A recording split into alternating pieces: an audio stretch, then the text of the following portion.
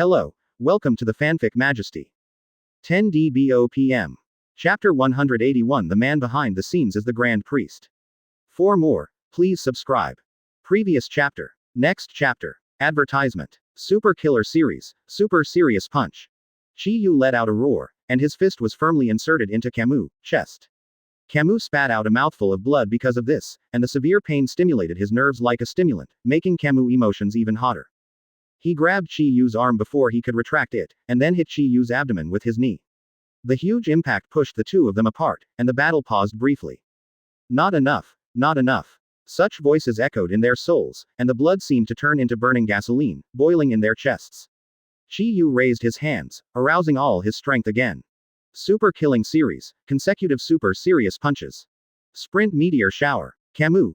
10 fingers continuously shot out destructive Qigong cannons, while Saitama resisted Camus' attack with his body, punching Camus' body one after another. Countless light years away, in the auditorium of the selection conference, Gods of Destruction Champa suddenly screamed. Advertisement. Look at their faces. Grand Priest stretched out his hand, and a vast force came from him. Everyone seemed to be pulled by an invisible force, and quickly arrived in front of Chi Yu and Camus, who were already seriously injured. From now on, I am an immortal existence, and I don't need Zhao's children. After saying that, Grand Priest kicked Chi Yu hard in the stomach. Chi Yu's body suddenly turned into a meteor, colliding with Camus. Grand Priest said, Chi Yu, you look like you don't care about anything, but in fact you are the smartest. I have worked hard to hide it from you. Now that you have lost your fighting power, it is up to me to do it for you. You are done. You are people who should not have appeared in this world, so it is not worth pity. After finishing speaking, Chi Yu punched Grand Priest. But the all-powerful fist didn't work this time. Grand Priest held Chi Yu's fist and said, after gaining the power of Zeno, I am no longer the same person I used to be. And you are so weak now, how can you be my opponent? Go to hell. Ivan yelled like a Grand Priest and rushed over. Then the Grand Priest just glanced at Ivan, and the original Supreme Gods of Destruction just disappeared out of thin air. It wasn't until this moment that everyone remembered that this person was already the new Zeno. The future universe doesn't need warrior, lest people like Chi Yu and Camus appear again. You guys are a bunch of idiots. Numbers don't mean anything to me. Since you guys want to die, then come one by one. When everyone noticed the expressions of the two of them carefully, they realized that the two of them were actually laughing heartily. Yeah, you won. Congratulations, new Zeno. Ivan said angrily. Grand Priest, do you know what you are doing? You have betrayed your duty. Advertisement. After saying that, Wis's body turned into a ray of light and disappeared in an instant. Immediately afterwards, Grand Priest looked at the second person, who seemed to enjoy the pleasure of this lawlessness. P.S. Ha ha ha, the author blackened Grand Priest. I wonder if everyone can accept this ending.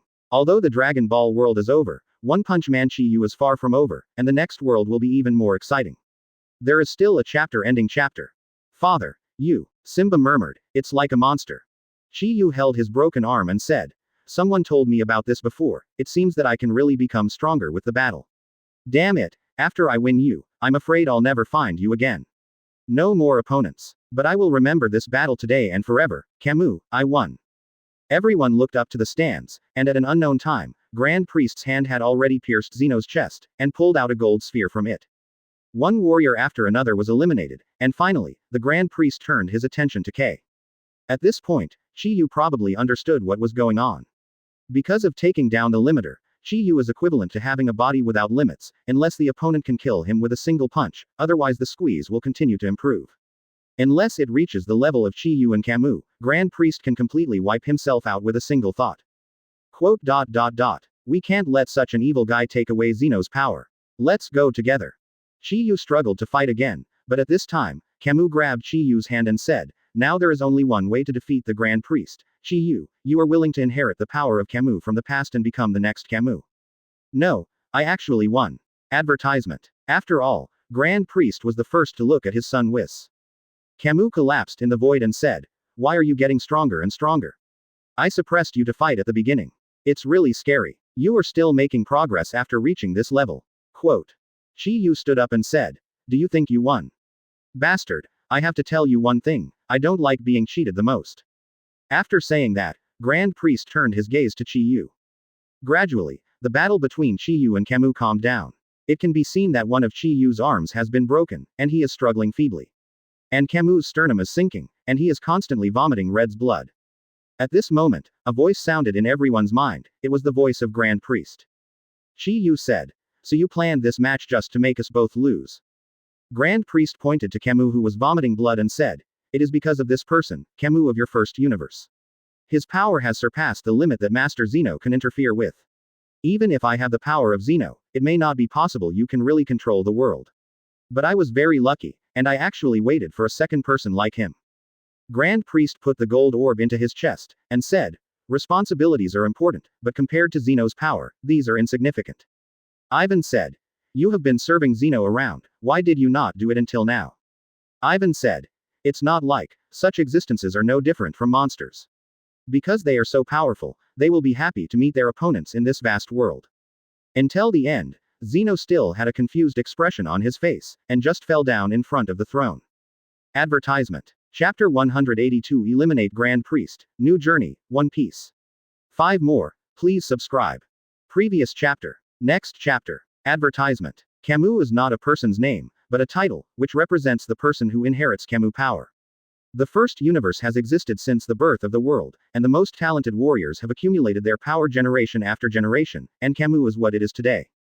This kind of power can be inherited and gifted, and now, this generation of Camus wants to give this power to Chi Yu.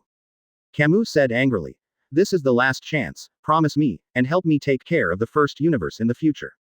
The reason why Camus is still alive now is entirely supported by the Chi in his body. If this power is given to Chi Yu, then Camus is really dead. Super Shenron can't play tricks on strong people like Chi Yu and Camus, even if they copy a body, it is an incomplete fake. Chi Yu had already tried this point when he was a dark man. In other words, once Chi Yu accepts, Camus will die forever. The Grand Priest who was in the distance had already shifted his gaze to Kai. Chi Yu had no choice at this moment, so he nodded and said, "Do you have any other last words?" Camus means dedication. I hope you will treat this power kindly in the future. 407 inches. Camus took out a red gold ball of light from his body. The shape of the ball was similar to Zeno's, but it was slightly smaller. Immediately afterwards, Camus pressed it into Chi Yu's body. "Goodbye, my friend." After that, Camus closed his eyes. At this moment, everyone is desperate. Advertisement. Grand Priest was originally the second most powerful person in the entire universe, and now that he has gained the power of Zeno, all the people present may not be able to withstand his elimination once. Perhaps the reason why Grand Priest kept them was just to use the fear of slowly killing them to experience the joy of being omnipotent. Quite a few people were cursing angrily, but they were really angry, the happier the Grand Priest was. At this moment, Zhang Blue's face was already filled with a terrifying grin. Vegeta closed his eyes, and like everyone in the 7th universe, he had completely given up. At this moment, Kei suddenly exclaimed, "Look! It's Lord Chi Yu."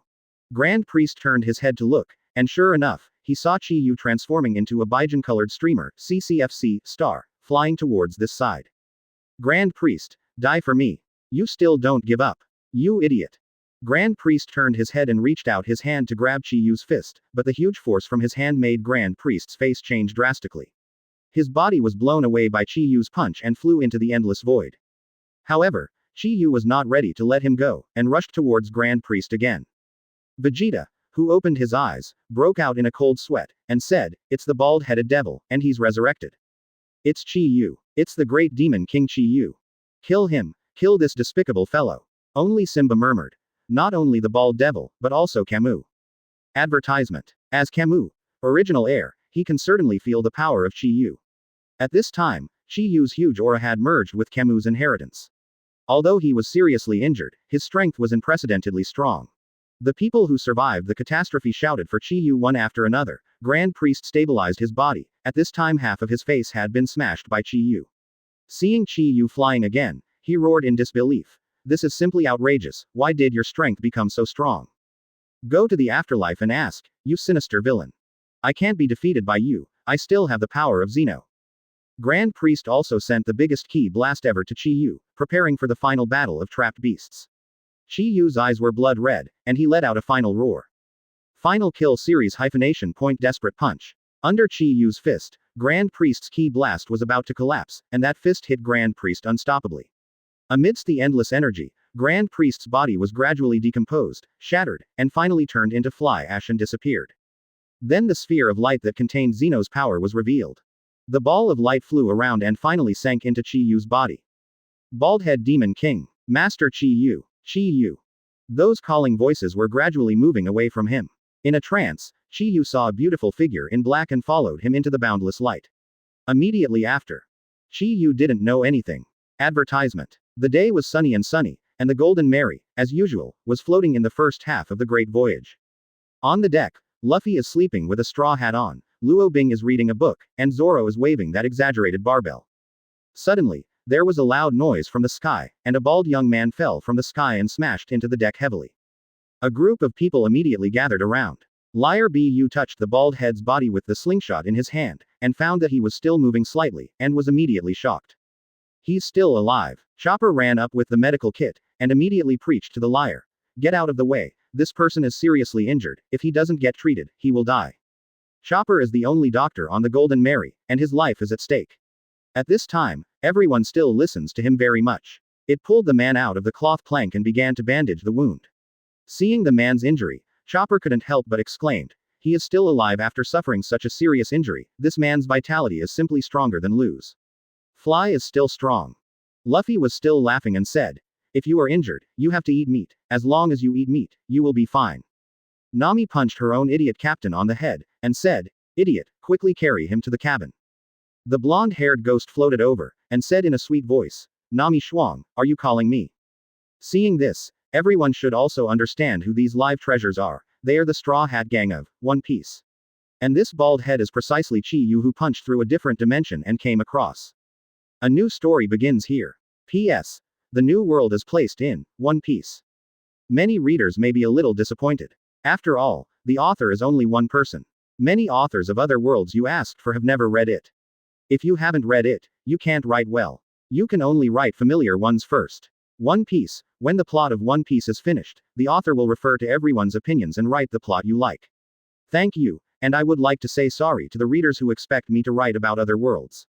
Advertisement. Chapter 183 One Piece World. One more, please subscribe. Previous chapter. Next chapter. Advertisement. Where is this? Chi Yu opened his eyes, and the first thing he saw was a small furry face. It had a gray face, a cute hat, and 2 antlers. Ah, he's awake. The reindeer-like animal actually spoke. Chi Yu numbly got up from the ground, only to realize that he was on a dilapidated boat, and a pirate flag with a straw hat was tied to the mast of the boat, which looked very funny. This scene seems a bit familiar. Chi Yu rubbed his head, but it was still naked. At this time, a group of people suddenly surrounded him. Hey, where did you come from? Suddenly fell from the sky and smashed my boat. A boy with a scar on his face and a straw hat came over. FK, you are Lu. Lu, 347, Fly. Chi Yu was confused, isn't this the protagonist Lu Fei in One Piece? In the battle between myself and Grand Priest, I was shot out of the Dragon Ball universe and ran to the world of One Piece. And met the Straw Hats. How do you know my name? Lu Fei scratched his head and grinned, could it be that I, the future One Piece, have become so famous that even strangers know it? Ha ha ha. Snapped. Nami on the side gave Luffy a shudder. Don't be so stinky, Captain, let's find out his life experience first, this guy is very suspicious, I have never seen such a bright head. Laobu, Zoro and others also surrounded him, staring at Chi Ya's head. Advertisement. How did his head grow, and why doesn't he have a single hair? It's strange, this head can be used as a light bulb. Maybe it can be used as a mirror. We still lack a cleaner on board, maybe we can keep him. There was a lot of discussion. And Chi Yu finally recovered from the trance at this time. As the saying goes, if you survive a catastrophe, you must have future blessings. Unexpectedly, he came to the world of One Piece, and this time he can embark on a new journey. It's just a pity for Tacy and the others. I don't know how they are doing in the Dragon Ball world. The Grand Priest has been wiped out by me, leaving only Beerus and others. They should be able to control the situation. When I recover my strength, maybe they will be able to control the situation. You can go back and get them. After speaking, Yu shook his fist. Suddenly, I found that my strength had dropped a lot. His previous violent power that could shake the universe has been sealed again by the chains in his body, and what he can use now is probably only the power of Saitama's peak in One Punch Man. That is equivalent to the level of Super Saiyan 2. Even Robin, who has been reading a book calmly, couldn't help but look at Chi Yu. Everyone quickly looked under the hull. Advertisement. Chi Yu turned around, looked at Lu Fei and the others, and said lightly. Danger. Turn the rudder. Nami rolled her eyes. Doesn't someone like to brag a lot? How dare you say others? Huh, what's that? Nami picked up the binoculars and saw the station. Why is there such a thing here? Luffy turned his head and yelled, "Hey, don't think I didn't hear, Nami. Are you talking to the captain? Hey, did you hear that? This guy said he wants to destroy the world government. He has bigger ambitions than us pirates. Liar, be you exaggerated. P.S. Dear readers, I'm really sorry. The author stopped updating for a day yesterday. I'm sorry, because I was sick and had a fever yesterday. I had a fever all day. I have a splitting headache, and I lie on the bed all day long, tossing and turning, unable to sleep. No matter standing or lying down, I feel uncomfortable, runny nose, stuffy nose, headache, very uncomfortable, and taking medicine doesn't work. I really want to die. Fortunately, the fever is finally gone today, and the headache is much better. The author will get up and update immediately. There should be more than 3 updates today. Please support the hardworking author." And Chi-Yu stood up, looking at the endless sea, with a smile on the corner of his mouth. This world is really good. There are more capable people than imagined, but I don't know who can block my punch. In addition, I heard that there are many girls in the world of One Piece, and Nami and Robin are good, so I will stay here with the Straw Hats for a while. Chi-Yu, on the other hand, looked at the blinking signal lights above his head. A burst of whistle sound came from far and near. Suddenly, the bottom of the boat seemed to hit something. It's broken. Did we pick up a fool? Chi-Yu. Very strong. Do you have any evidence to prove it? I don't like braggarts. Luffy looked at Chi-Yu suspiciously. Boom. At this time, the Mary also began to approach the station. After Luffy saw the whole picture of this thing clearly, his eyes almost popped out, and he roared quickly. Advertisement. Woo woo woo. Immediately afterwards, they saw a huge chimney emitting thick water vapor 0.2, and then a deafening roar was approaching rapidly. His brain should be burned out, I'll continue to treat him. Chopper ran over and said with concern. That is, his chi is much weaker than the original oppression. After all, this is the world of One Piece, and there is no such thing as chi. He said these words to himself. But the only difference is that Chi-Yu can still mobilize the chi in his body, and he can control the use of chi, even in this One Piece world with different rules from the Dragon Ball universe. Wow, what happened? We seem to have hit a rock. My name is Chi-Yu, and I come from a very far away place. As for my specialty, my strength is very strong, does it count? Ha ha ha, this bald head is even more bragging than me. Although I, Luffy, aspire to become the Pirate King in the future, I never thought of overthrowing the world government. Luffy also looked disbelieving. Seeing that the bald man didn't say a word, Luffy got a little angry. Hey, do you have a name? Where did you come from? What's your name? What specialties do you have? If not, I will throwing you overboard. We don't want waste on board the Golden Mary. What's that? Everyone looked at the bow curiously. Even if my strength has dropped significantly, my current strength alone is enough to crush everyone in the world of One Piece. I want to see what the so-called treasure of One Piece is. It might be good to destroy the world government by the way. Quote. Obviously, everyone didn't believe Chi-Yu's words. Chi-Yu smiled, and looked towards the sea level not far away, where a place similar to a station appeared. You will see it soon. Chi-Yu squeezed his fist and smiled faintly. What he said to himself fell into the ears of others, but it caused a burst of laughter. Advertisement. Chapter 184 Exploding the Sea Train with One Punch. 2 more, please subscribe. Previous chapter. Next chapter. Advertisement. Woo woo woo. In the nick of time, they finally returned the melee, and the sea train that was emitting white smoke roared past them quickly. What the hell? There are trains on the sea. Luffy and the others were stunned, but the shape was indeed a train. Oops, there's a freestyle frog in front of the train, it's dead this time. Others couldn't help but exclaimed when they saw a huge frog lying in the water in front of the train. At this time, they also noticed that there was suddenly one person missing from the boat. Where did that bald head go?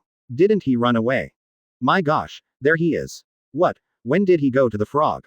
Everyone looked at Chi-Yu standing on the water and screamed. Fast. Too fast. Everyone never found out when Chi-Yu got off the boat, let alone how Chi-Yu managed to stay on the water without sinking. At this time, Chi-Yu looked at the sea train rushing towards him, and a smile appeared on the corner of his mouth. Take your 22 to test how much power I can exert in this world. After speaking, Chi-Yu punched out. Common punch. Advertisement. Rumble. With a loud noise, the entire sea train completely detached from the track. The huge inertia caused the tail of the sea train to tilt high, and the extremely strong front of the train was directly sunken in. Click click click. Thick black smoke rose from around the train. The sea train is directly scrapped. Wow. Monster. The Straw Hats were stunned. What did they see? A human being exploded a sea train tens of meters long. Is this too exaggerated? Chi Yu, on the other hand, was very dissatisfied with the damage she caused. It seems that my strength still hasn't recovered. Although I only used 1% of my strength, the destructive power is pitifully small. It seems I may be too hungry. Shaking his head, a dazzling group of ki blast appeared directly in Chi Yu's palm. Rumble. A huge mushroom cloud rose across the sea level. The powerful ki blast blasted the sea train into pieces in an instant, killing all the unlucky passengers on the train into scum. This incomparable destructive power almost made the whole Straw Hat gang almost scared to pee. Advertisement. Who the hell is this guy? The huge commotion caused by Chi Yu alarmed the stationmaster of Shift Station, the mermaid Granny Kokura, her companion Zimini and the kitten Kundi. Hey, what are you doing there? Zimini, who had a big mouth but painted a very funny red lip, looked at Luffy and the others.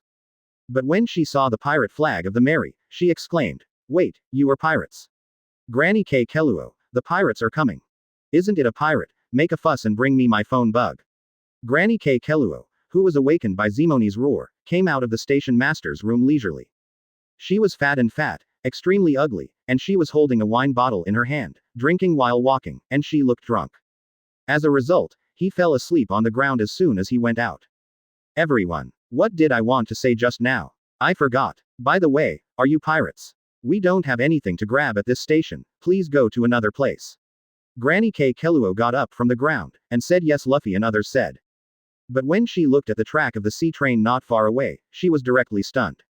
Then, what is that? She saw a bald-headed young man standing on the water, and around him, there were still many broken planks and a big chimney floating. The little girl Kimeni was also confused. Grandma K. Keluo, that looks like the steam chimney of a sea train. I know it's a chimney, the key is where did the sea train go? Granny K. Keluo panicked. Hey, that monster mother-in-law, I know where the sea train is going. Luffy also felt that Grandma K. Keluo was ugly, so he simply called her monster mother-in-law. Straw Hat Boy, who are you?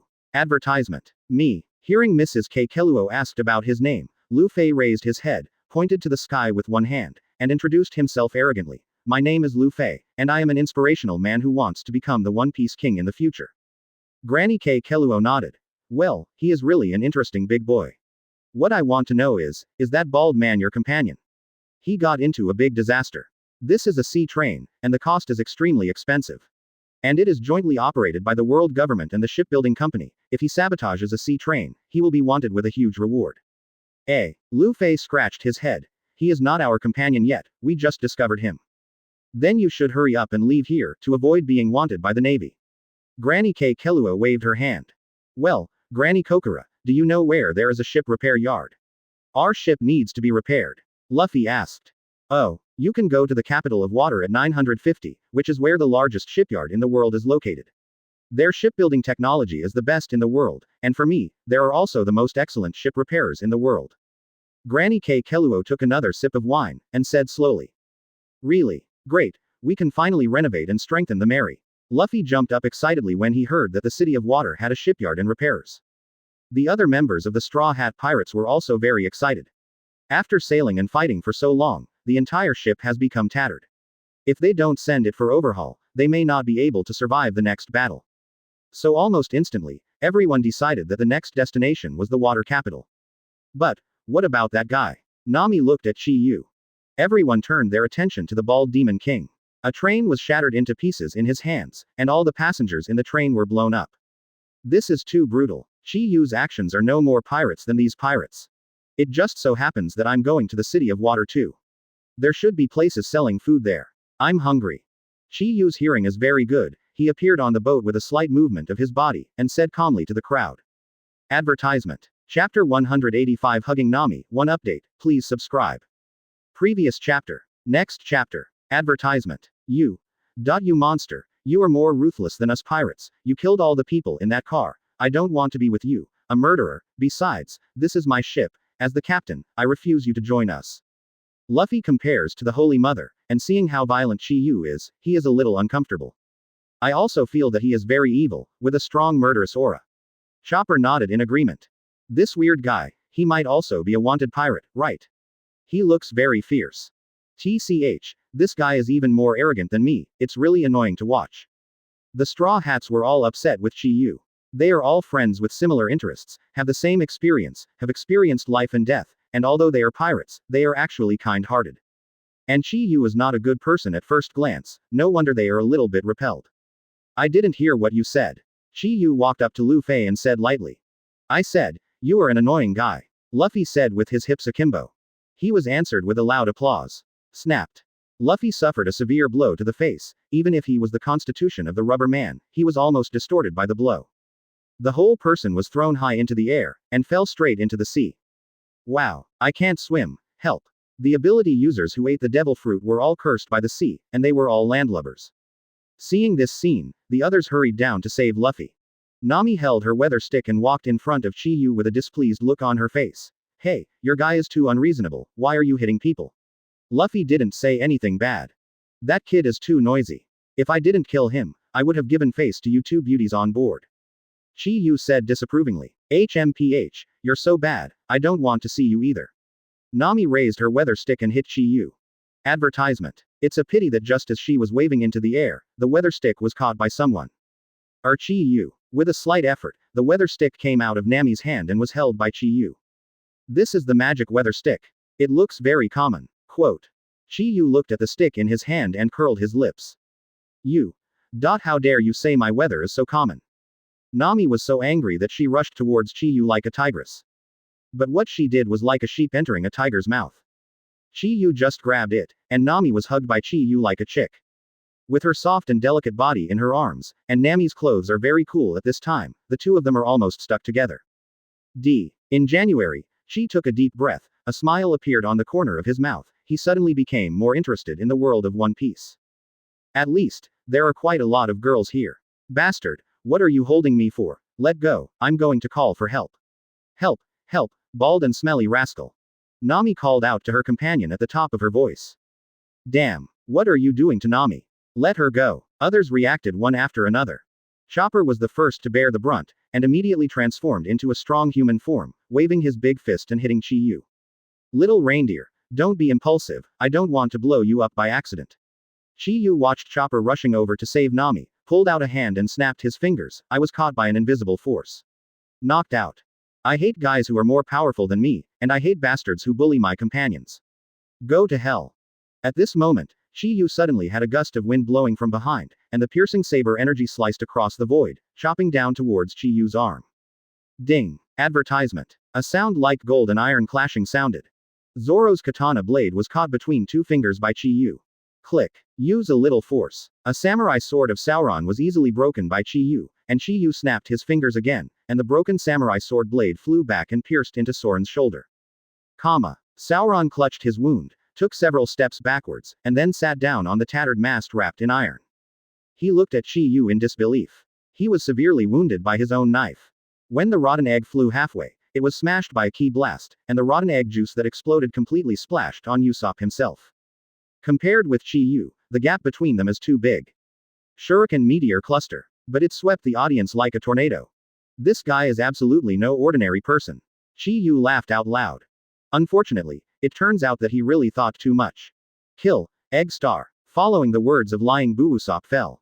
Usopp clenched his fists excitedly. Unfortunately, what he met was Chi Yu. Glitter baby. This is Usopp's usual trick, using flash bombs to make the opponent's eyes shut, and then he can take the opportunity to launch a trick. Advertisement. Except for Nami in his arms, everything that wanted to get close to Chi Yu, including Luffy who had just been rescued, was blown into the sea. Usopp used this trick when he competed with Luffy for the ownership of the Mary on Judicial Island, and it was hard to beat Luffy. Damn it. Go to hell with me. Usopp was sickened by his own rotten egg smoke. The opponent just used one move, what kind of power and control is this? This rotten egg can be said to be extremely stinky. Once hit, it will make people feel sick and vomit, completely losing the desire to fight. Usopp suppressed the stench, and launched a new move at Chi Yu. This is the horror of Chi Yu. In one breath, the entire Straw Hat Pirates were wiped out. He put a rotten egg on the slingshot and catapulted towards Chi Yu. Wow, it stinks. Call. Countless shurikens shining with cold, Jiao Nujiao, swept towards Chi Yu. This is a large-scale attack method.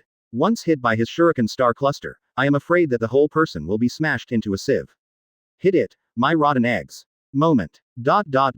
Ugly bald head. Don't bully my companions, take the trick for me. spit out blame from Chi Yu's mouth in one breath. It seems that I am destined to be a villain in the world of One Piece. He didn't believe that this bald-headed scoundrel could escape from his serial killer moves.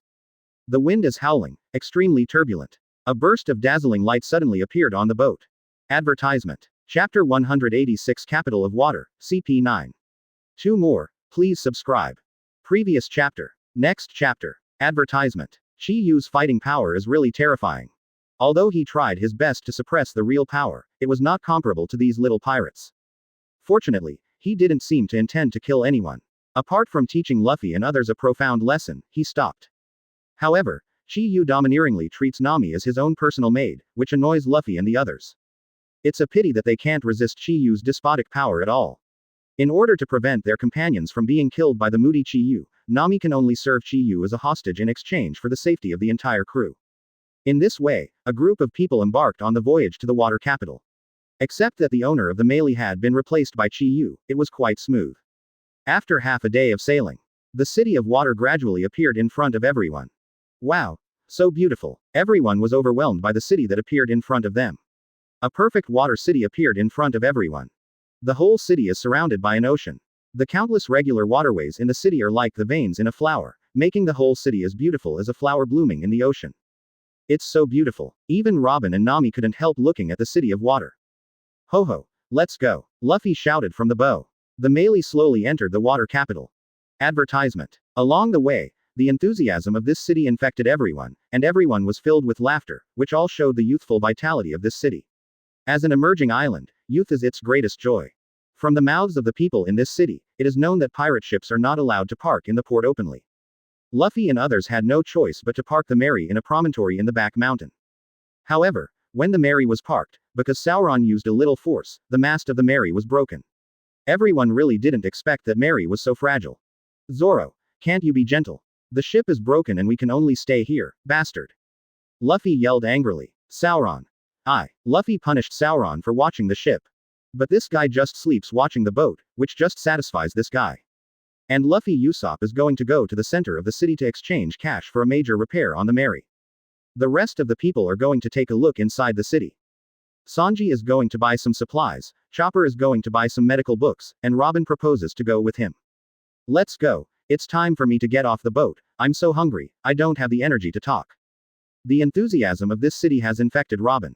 The shadow in Robin's heart should have dissipated temporarily, so he is still in a happy mood. Robin and Chopper chose to go straight to the library.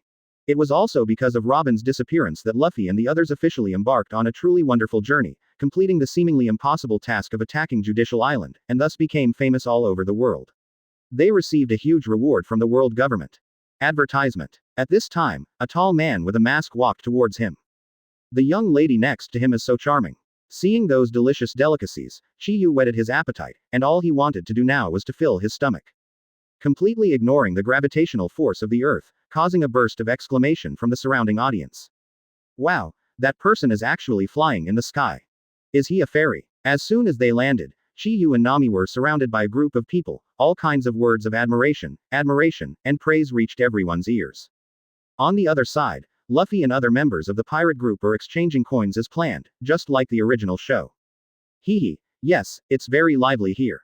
Wow, a bookstore. Chopper finally saw the bookstore he had dreamed of, and ran to the door in no time. Chi Yu put his arms around Nami's waist, ignoring her blushing face, and forcibly took this beauty off the boat. Because Robin is also Chi Yu's favorite woman, he hasn't made a move to accept this girl, who dares to snatch her away. Robin is gone. When passing by Robin again, the man said in a low voice, I am from CP9. The fate of Judiciary Island may be much worse than imagined. There are a lot of people. Chopper turned into reindeer mode, carrying a pile of luggage and following Robin, and said in a cold sweat. Advertisement. Beautiful lady. Let's go get something to eat. Chi Yu seemed to ask Nami, but actually didn't consider Nami's answer and opinion at all. I've never seen such a beautiful young lady before, maybe only this kind of beauty is worthy of that bald-headed ability user who can fly. Oh, I heard that a nearby island, St. Falter, held a masquerade carnival for several days, that's why there are so many people wearing masks. Robin said to Chopper. As expected of the city of water, I like it. There should be a lot of delicious food here. Chi Yu's body is floating in midair. This is the simplest flying technique in the Dragon Ball world, but in this world, it is amazing great skill. And this time, they have Chi Yu in their team. Robin's expression suddenly changed. Wow, what do they do? Looking at all kinds of masked guys on the street, Chopper asked curiously. He feels so hungry he could eat a truckload of food. Chi Yu and Luffy, who were busy eating delicious food, didn't notice that one of their companions disappeared. Robin instinctively felt the lingering murderous aura on this man. He domineeringly pushed through the crowd and walked towards the snack street. CCDD. P.S. It's a different world. The author of One Piece's plot is not very familiar with it. The progress is a bit slow. I'm really sorry. I'm making up for the past few days, trying to get familiar with the plot of One Piece as soon as possible. I'm not afraid of everyone's jokes. I've seen Dragon Ball and won before. Superman Fist, I was in a hurry to change the map. I was a little caught off guard. Please forgive me. The author has a wife and children, and has been working hard on the book. The results of this book were not bad before. The monthly manuscript fee can cover the food expenses of a family of 3.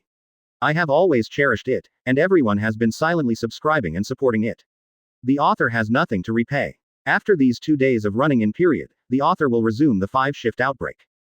How can it be left without authorization as a mobile luggage rack?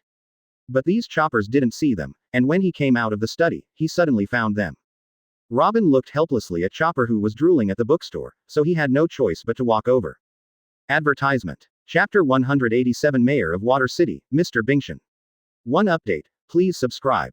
Previous chapter. Next chapter. Advertisement. On the other hand, Luffy Usopp finally exchanged the gold harvested from the Sky Island into cash in the center of the water capital, a total of 300 million Baileys, which made them all go crazy with joy. Mary is about to be repaired. Mary is about to be repaired. Luffy and Usopp hummed their own song and headed towards dock number 1. As the swordfish boat moves forward, Luffy and the others came to the gate of number 1 dock. Looking at this decades-high gate, the two of them were shocked. Who are you? A voice appeared behind the two of Luffy. Luffy turned his head and looked, and suddenly exclaimed, "Wow, Usopp, how did you run? I went behind." Snapped. Usopp knocked on Luffy's head heavily, and said loudly, "I'm Usopp, is there something wrong with your eyes?" Forehead. Luffy looked at these two guys with long noses, a little confused. "So you are not Usopp, then who are you?" "I'm Kagu, a carpenter from Carrera Company, what can you do?" Kagu, a long-nosed man wearing a baseball cap and only showing half of his face, said. It turned out to be a carpenter from the shipyard. Luffy and Usopp exchanged glances. We were recommended by someone, and we came here to find Mr. Bingshan. After speaking, Luffy handed the simple letter of recommendation to Kagu. Oh, so it was introduced by Granny K. Keluo at the C-Mobile station. Kagu looked at the two of them. I can inform Mr. Asbagu for you, but he is not in the office now, but he is a busy man. Advertisement. Is Mr. Bingshan busy? Kagu nodded. Yes, because he is the general manager of Carrera, and one of the creators of the Sea Train, and most importantly, he is also the chief of Water City. Wow, he is the head of the Water City. He seems to have a lot of background. How could the monster mother-in-law know the head? Lu Fei exclaimed. Well, I've roughly read Granny K. Keluo's letter. Your ship is seriously damaged and needs to be repaired, right? So where is the ship now? Cooler pulled the brim of his hat and said lightly.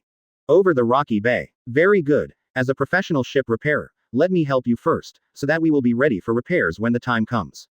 Kagu opened his thighs and began to make preparations like a sprint. Wow, what are you doing? Our ship is far away from here, and we need to take Swordfish Blue to get there. Luffy and Usopp looked at Kagu's movements and asked, very puzzled. Ha ha ha, that's too slow. You wait for me for 10 minutes, and I'll go back as soon as I go. Kagu showed a smug smile. Then Kagu turned into an afterimage while Usopp and Luffy were stunned, and rushed out instantly. Wow, so fast. Lu Fei's eyes almost popped out. Then something that shocked them even more happened. Kagu jumped from the ground to the sky with the help of a powerful impact, and then flew continuously between buildings, and disappeared in front of them in a few breaths. He can fly, it's amazing. Luffy sighed in admiration. At this time, a voice sounded again.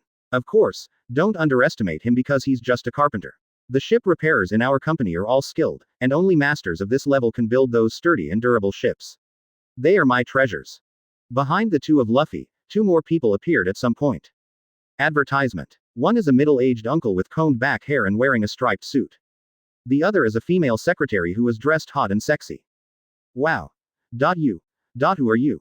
Lu Fei's eyes widened. He instinctively felt that this uncle had an extraordinary background. Who am I? The man in the striped suit laughed, seeming amused by the two boys' questions. The female secretary on the side pushed her glasses at this time. Straw Hat Luffy, Pirate Hunter Zoro, Liar Boo Sop, Nami, Robin. There are 3 people who have a total reward of 239,800 100,000 Baileys. They formed a gang in the East China Sea, known as the Straw Hat Gang, owning a pirate ship named Golden Mary, and now there are 7 members. When Usopp heard the female secretary burst out their information, cold sweat broke out on his forehead. How do they know so clearly? Luffy, we have been exposed.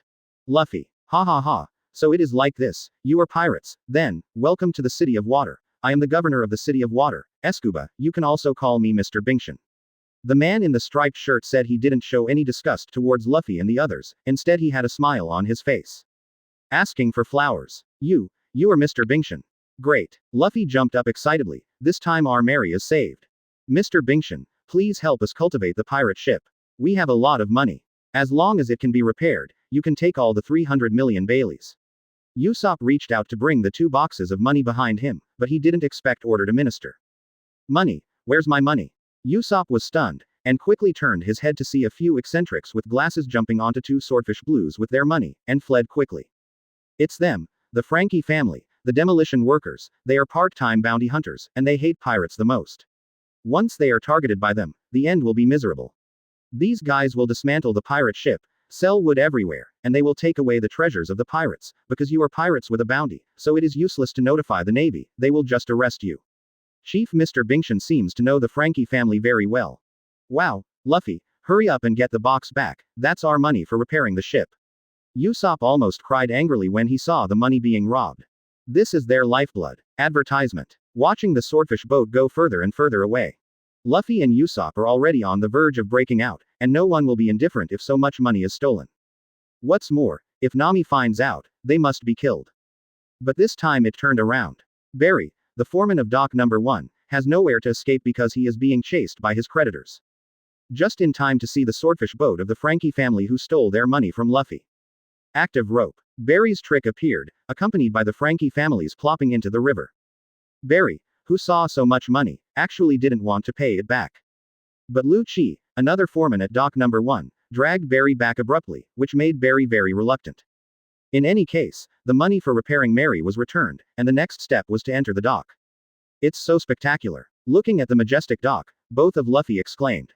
Luffy, so you are here. It turned out that Chi Yu, who was eating and drinking, was dragged by Namashung, who cared about his companions, and came to the dock. Wow, the great demon king is here. Spoon. Advertisement. Chapter 188 Khalifa, 2 more, please subscribe. Previous chapter. Next chapter. Advertisement. Why is this guy here? Run away. Luffy and Usopp wanted to escape with 3 lockboxes. This guy Chi Yu didn't follow the rules, and requisitioned their melee without any scruples. But Luffy, the captain, can't resist yet, because they are no match for Chi Yu together. But this does not mean that Luffy is willing to surrender. After all, he is the man who is going to be the One Piece. Huh, who is this guy? Mr. Binkshan looked at the bareheaded Chi Yu very curiously. In the world of One Piece, bald heads are rare. However, Lu Chi, Kagu, and Khalifa, who were leading the way, and Khalifa next to Mr. Binkshan felt an extraordinary aura the moment Chi Yu stepped into the gate of the dock. This aura, so terrifying. The 3 looked at each other vaguely, feeling Chi Yu's danger from each other's eyes. They, 400, are all masters, their combat power far exceeds that of common humans, so they are particularly sensitive to the breath of locked targets. In addition, Chi Yu didn't want to hide his strength at all, so it's normal for them to see some clues. It's just that Lu Chi and the others are still lurking, the task has not been completed, and it is not appropriate to expose the target, so the 3 of them just glanced at Chi Yu and stopped paying attention to each other. Advertisement. However, Yu is very interested in them. To be precise, he is very interested in Khalifa next to Mr. Binkshan. Hi, can I meet you? My name is Chi Yu. Chi Yu walked up to Khalifa. I don't want to know you. Khalifa pushed her glasses, a trace of shame and anger flashed in her eyes. Chi Yu waved his hand, and said cheekily, No, how can this be counted? I'm just talking upright, okay. I don't know if you are free tonight. I want to treat you to dinner and talk about life and life. Ideal or something, you shouldn't mind, right? Mean, shameless, dirty. Nami and Khalifa uttered these words in unison, while the others were overwhelmed by Chi Yu's shameless spirit. This guy is better than a cook. Lu Fei wiped the cold sweat from his forehead. Yeah, the cook is at least a gentleman. This guy wants to get close to a woman when he sees it. It's really shameless. Has our Nami been murdered? If that happens, the cook will die of grief. Usopp said. Carrying 2 boxes of money, he hid in the corner with Luffy and whispered. Khalifa is not good at attacking Chi Yu because she is acting as a secretary now. Therefore, for Chi Yu's teasing, he could only grit his teeth and fight back. I hate those half-hearted guys the most, not to mention, I don't like bald heads. Khalifa's words can be said to be very heart-wrenching. Chi Yu's baldness is a part of his constitution, and he can't grow his hair back no matter what, which is his flaw. Usopp, where's the person? Advertisement. Forget it, let's build a common ship, the more luxurious the better. Chi Yu waved his hand, somewhat dispirited. The atmosphere on the field suddenly froze. Luffy was hit hard when he heard Chi Yu's words, his eyes were red. No, I don't believe it, you must have lied to us. The Golden Mary has accompanied us through battles, how come? It's about to sink, you nonsense. No, how? How did this happen? Luffy couldn't bear the blow, and knelt on the ground weakly, tears fell instantly. No. Hearing the doubts in the two people's words, Chi Yu shook his head. The Golden Mary is no longer usable, it is a ship that is about to sink, you want to repair it, but it can't be repaired at all gone. Oh, you are Commander Shi. I heard that your shipbuilding technology is top-notch here. I wonder if you can help me build a big ship. Hey, have you guys forgotten my existence, bastard? I'm the majestic head of the City of Water. Is it really okay for you bald head to poach my corner so openly? Chi Yu sneered, and pointed to Kagu who was sitting next to the wood. Ask that long-nosed clown, he has seen the Mary, and he should know more about the ship than you. Chi Yu felt that it would be a good scene to snatch Khalifa and become his secretary in the future. Yeah, didn't we have a good trip to the Water City this time? Nami said. Forget it, the technology tree of this world is a bit deviated, and I can't make what I want at all. It would be great if Bulma was here, alas. Feel the eyes of everyone. Being scarred by Khalifa, Chi Yu was not angry, but replied with a smile. It doesn't matter if you don't like baldness, as long as I like you. How about it, Ms. Khalifa? I want you to work for me, I really like a professional secretary like you. Chi Yu sighed. Nami was also very puzzled. Smelly bald head, are you going to leave alone? When Luffy heard Chi Yu said that he was going to get a new boat, he was immediately upset. The Franks must have taken it. Advertisement. Chi Yu nodded. Very well, I need a warship powered by steam. What? Bingshan was surprised when he heard Chi Yu's words. 300 million berries should be enough, right? I want a large, comfortable, and fast boat. Are you sure? A certain iceberg that was ignored by others let out a long breath and jumped into a rage. Damn, if you want to use my money, I will kill you. Chi Yu yelled twice and no one answered, only then did he realize that this guy had disappeared at some point, and he just remembered. You can rest assured that our boatmen are the most skilled in the world. We can customize boat bugs of various sizes for customers. Bingshan said confidently. I'm afraid it's very difficult. With my elite boatmen, the common ship can be built in less than a month. But to put the steam engine on the ship, it takes a lot of time to study and test. It will be successful in 2 months. Bingshan frowned, feeling a great challenge. Why hadn't he thought of using steam to power ships? Chi Yu wants to get a big and comfortable boat as a mobile palace for his future trips, and then put all the beauties he has collected on the boat, and watch the thieves seduce their eyes. Warships powered by steam. Hey, big devil, this is our money, you can't use it to buy a new ship, we just need to repair the Mary. Chi Yu rolled his eyes. It's just a broken ship, what's so sad about it? You can replace it when it breaks. A ship is a tool, and a tool will always break one day. Well, stop talking nonsense, Usopp, and hurry up, bring the money. He has never thought about this, he only built a sea train with his teacher back then. Bingshan suddenly felt that his self-esteem had been greatly humiliated. He was the apprentice of the great shipbuilder Tom, and he was actually despised by others. Kagu 0.0 lowered his head and pulled the brim of his hat, and said, This Mr. Chi Yu is right, the keel of the Golden Merly has been completely damaged, it cannot be repaired at all, even the best boatman is useless, I suggest you buy a new boat. Bingshan looked at Chi Yu and frowned. Our Carrera company accepts all orders for custom-made large ships, but if you want a strong and fast ship, you have to pay a lot of money. Advertisement. Chapter 189 Destroy Government Officials. 1 update, please subscribe. Previous chapter. Next chapter. Advertisement. Just then. Peebly, a forging pulley worker from the shipbuilding company, came in and reported to Bingshan.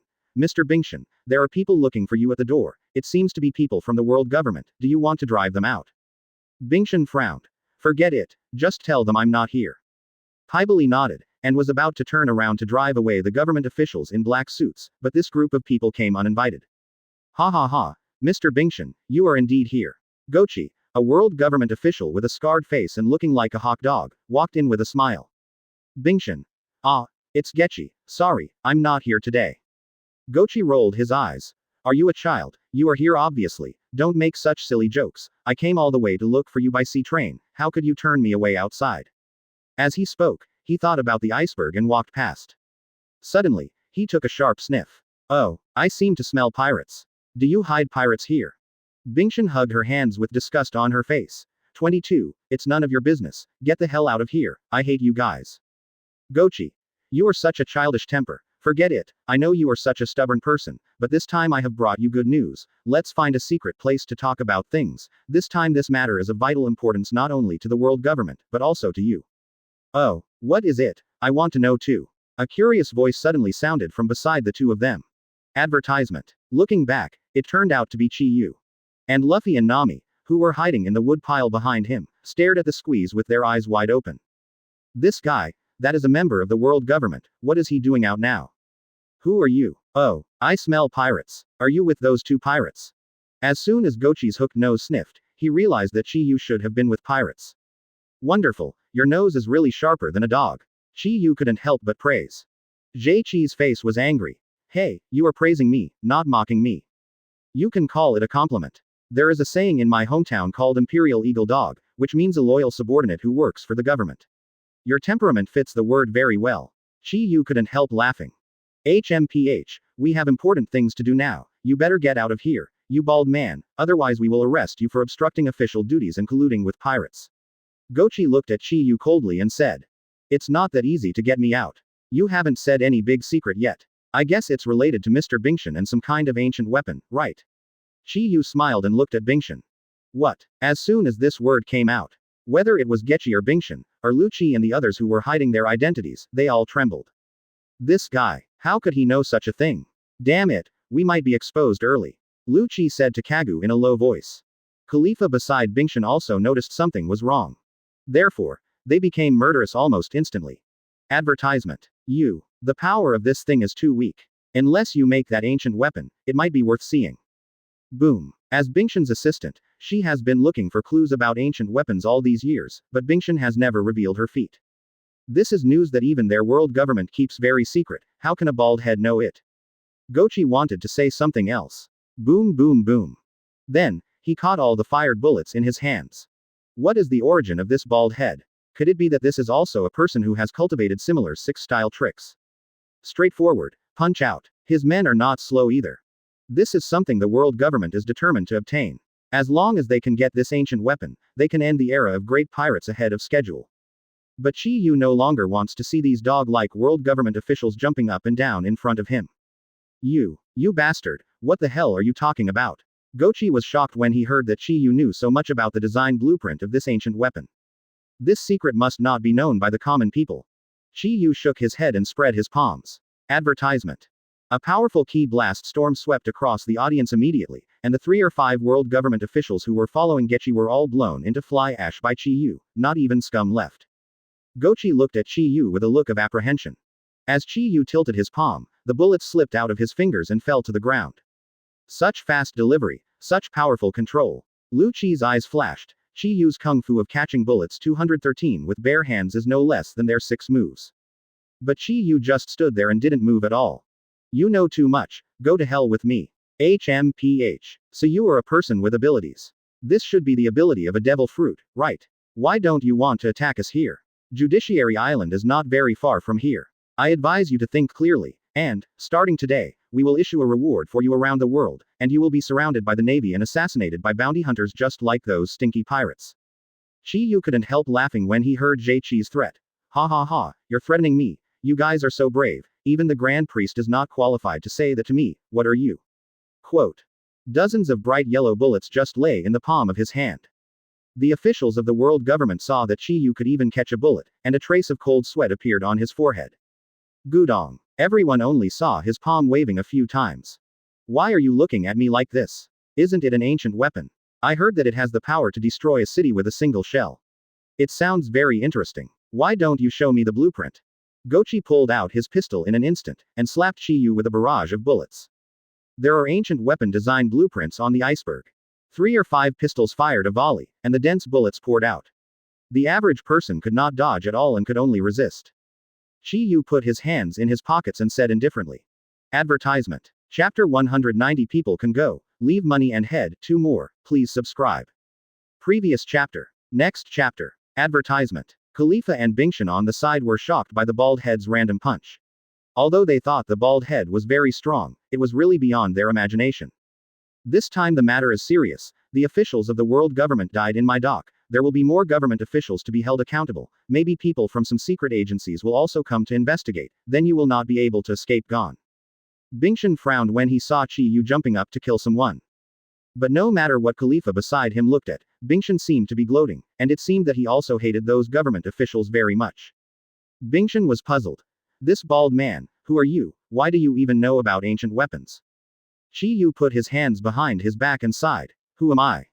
I used to have nothing, but now I have achieved nothing. I am who I am, and I can see myself.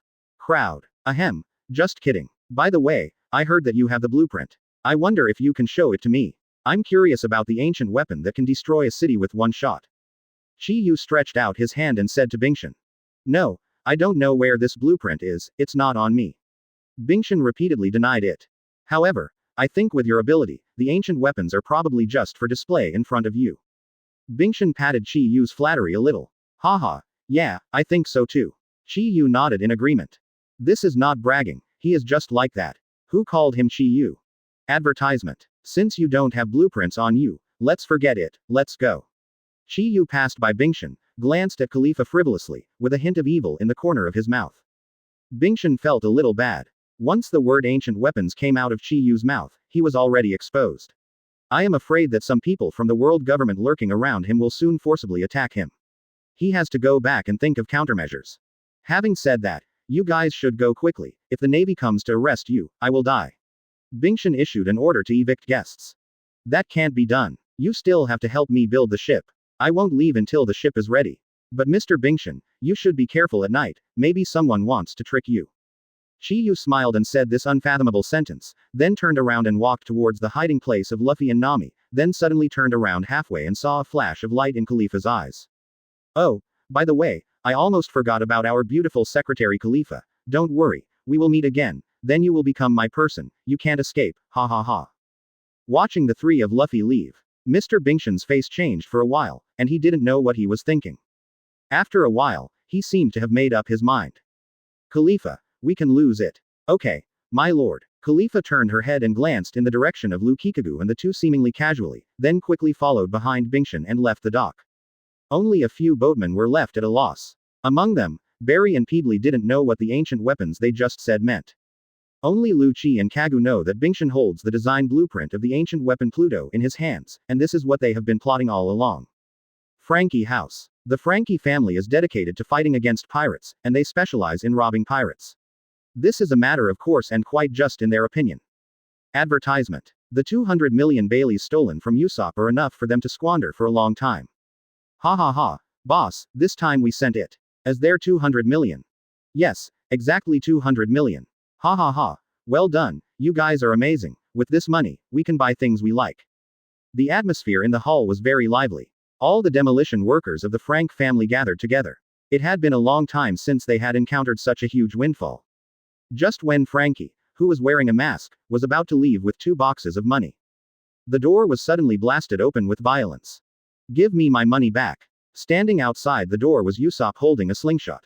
His nose was bruised and his face was swollen, and his nose was crooked by the Frankie family. Blood dripped from his face continuously, making him look extremely miserable. It's that trash with a long nose. Someone taunted. Why isn't he dead yet? Ha ha ha. After being beaten up by us, you still dare to come to your door to seek death. A trash who can't even keep his own money, he should be the hottest pirate of the Straw Hat Gang. Quote. Tisk tisk, how pitiful. Hearing the crazy ridicule of the Frankie family, Usopp was trembling all over, he was about to go crazy with anger, accompanied by self-blame and despair. I blame myself for being careless and neglecting to take care of the 200 million in my hand, which made the Frankie family succeed many times. Advertisement. This time the 200 million Baileys are gone, how can I face Luffy and the others when I go back? This money is very important to me, please return it to me immediately. Otherwise, I will be rude to you. Usopp picked up the slingshot and pointed it at everyone. Ha ha ha, you useless boy, dare to trespass on our base camp and threaten us, I think you are impatient. Brothers, catch him and beat him up again. The Frankie family rushed forward and rushed towards Usopp. Kill. Gunpowder Star. Rumble. Wu Wong Jiaohao, Thorpe's gunpowder attack immediately exploded in the crowd, turning those shipbreakers on their backs. The opportunity is here. Usopp aimed at Frankie, who was carrying 2 boxes of Baileys, trying to take advantage of the chaos to get his money back. As a result, he was directly knocked out by Frankie with a hand knife. Damn. Damn it. Usopp fell powerlessly to the ground, his eyes full of despair and remorse.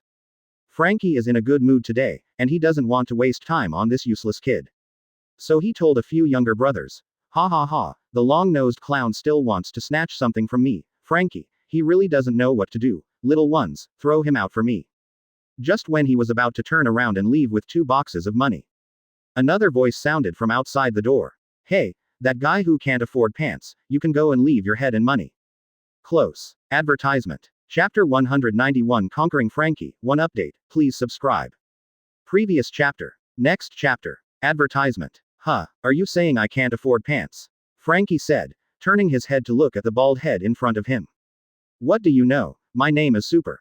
Frankie folded his arms and raised his signature move. I think you have too much money and no place to use it, so you should use it to cut your hair. Ha ha ha. Ha ha ha ha ha. The younger brother behind him laughed loudly when he heard Frankie's ridicule. It seems that if I don't teach you a lesson, you really don't know that you are a pervert who can only wear underwear. The bald head clenched his fist and said. Left-handed weapon. Frankie opened his left hand, and the cannonballs fired from his left hand rushed towards Chi-Yu continuously. Preemptive strikes. This truth Frankie has long been. Common punch. Chi-Yu waved a punch lightly, and the shells with explosive energy in front of him were instantly wiped out. Seeing Chi-Yu, who easily diffuses the weapon in his left hand, Frankie was shocked. Frankie Destroyer Cannon. Even though the bald boy in front of him could easily disarm his left weapon, he still didn't scare him off. This is Frankie's most powerful move so far. He is very confident in his own ability, and he is 120% sure that he can kill the bald head in front of him, so he can't help but smile. Boom. The shell hit Chi-Yu's body, sweeping up a huge cloud of dust. 617 inches haha, silly X, let you laugh at me, you will laugh at me again this time. Seeing this, Frankie couldn't hide his inner joy and laughed. What are you laughing at, you guy who can't afford pants? Said a voice from a figure vaguely seen in the dust. Why are you all right? He knows the energy of the Frankie Destroyer cannon. When manufacturing it, he referred to various blueprints and did countless experiments before he made the tracking cannonball with library capabilities. Although tracking requires running and tracking, the shells fired can flatten a small hillside. How can this not surprise him? Advertisement. With a wave of Chi-Yu's hand, the dust disappeared without a trace. When he saw the Frankie Destroyer cannon that could flatten hills, he didn't feel the slightest bit of emotion. He didn't even bother to hide or raise his hand.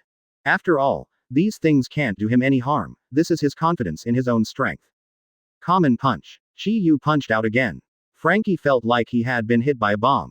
He was directly blasted out, and what's worse, his Frankie house was instantly destroyed and razed to the ground by Chi-Yu's powerful ki blast impact. In the distance, CCDE, Frankie, who was hit by Chi-Yu, spat out a mouthful of blood.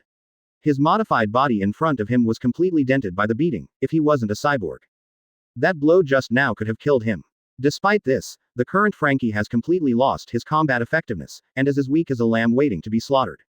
When the younger brothers of the Frankie family saw this scene, they were all stunned, and their jaws dropped to the ground.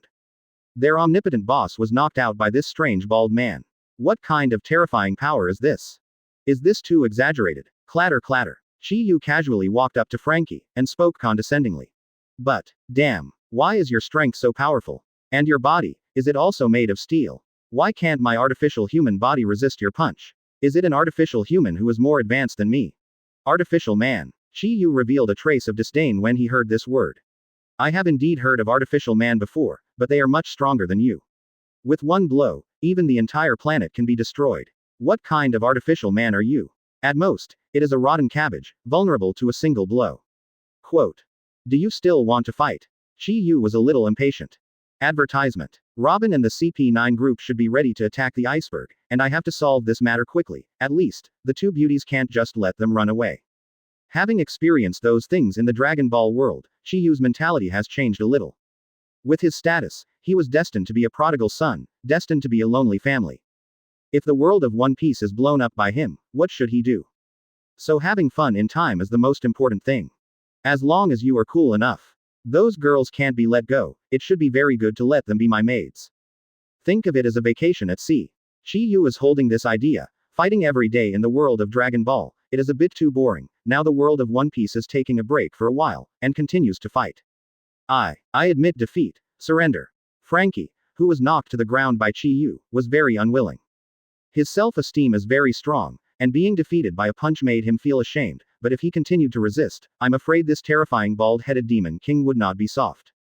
He doesn't want to die yet. It's not that simple to avoid death, what confidence do you have to let me spare you?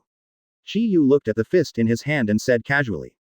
I can build ships and repair ships. Nonsense, aren't you a shipbreaker? That's my job on the surface. In fact, I used to be a disciple of a master shipbuilder. I heard that you want to repair the ship. Maybe I can help too. At this moment, Luffy ran over to make a rescue. Advertisement. Master Chi Yu, wait a minute, let's let him join us, just as our ship needs a crew member who can cultivate like this, let him be. Before the clenched fist could be punched out, Luffy who rushed over ran and said to him. HMPH, let's forget it this time, then take it away. Chi Yu, who didn't fight, was very upset, but still agreed without anger. Pervert in underwear, join us, we need a repairman here. Luffy said to him with a smile.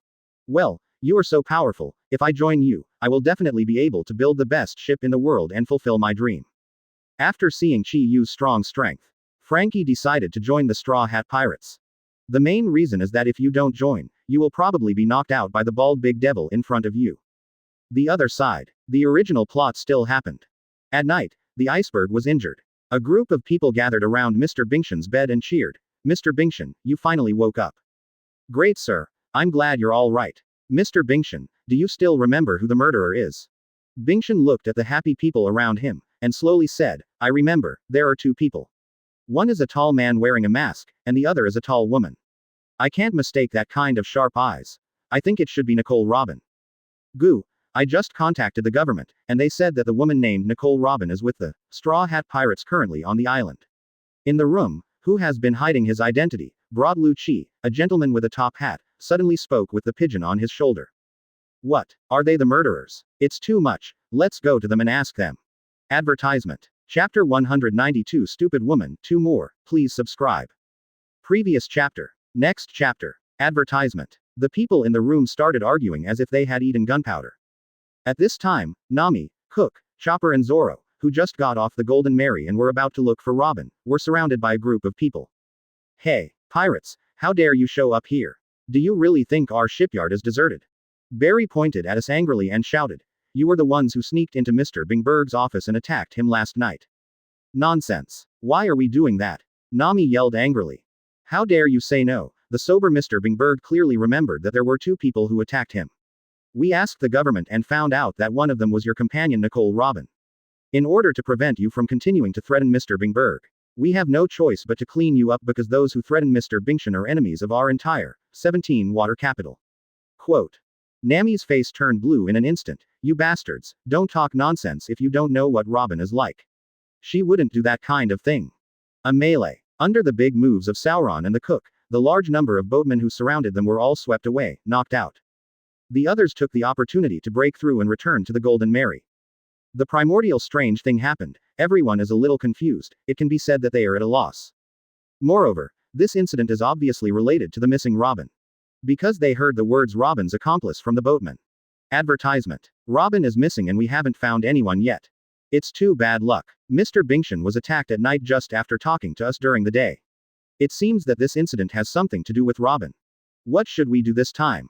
It seems that they have shifted the responsibility to us. Could this be an enemy conspiracy? I figure if the iceberg isn't dead, it means they missed yesterday, or they haven't found what they wanted. Then they will definitely show up again tonight. Robin probably will too, so let's take a good rest now, and we will go to the room of the iceberg at night, and we will definitely know something. After some discussions, everyone finally came up with a countermeasure. As the current titular owner of the Golden Merly, Chi Yu sat in the bow of the ship calmly eating and drinking without saying a word. The panda man raised the gun in his hand and said, This is the ability of my door fruit. No matter how hard the wall is, As long as I touch it, it will become a door. As long as there is a wall, I can enter and exit freely. Quote. However, everyone in the shipyard still stood guard in Bingshan's yard with open fire and refused to leave. Bingshan looked at him in surprise and said, I knew you would definitely come tonight, but I didn't expect it to be this way. You also came in like this last night, right? But there is obviously no door there. Are you CP9? The capital of water, the home of Shi Chong. Frankie served him tea and water like a servant, with great care. Bingshan frowned. I know you were on Straw Hat Luffy's boat before. Did you abandon your companions? Or, you have been lying in ambush in Luffy's gang on purpose, just to blame them. Advertisement. That woman is like an idiot. She always pretends to be smart and innocent. She deserves to be taken away. It's better to let her suffer first. Hey, this meat is really good. Cough cough. It seems. I seem to have done something wrong. This kind of thing. It seems, this matter has nothing to do with those pirates. Bingshan said intermittently. Then Nicole Robin, why did you help people like them? Lu Chi, Kagu, Barry and several other big boatmen stood guard at the door.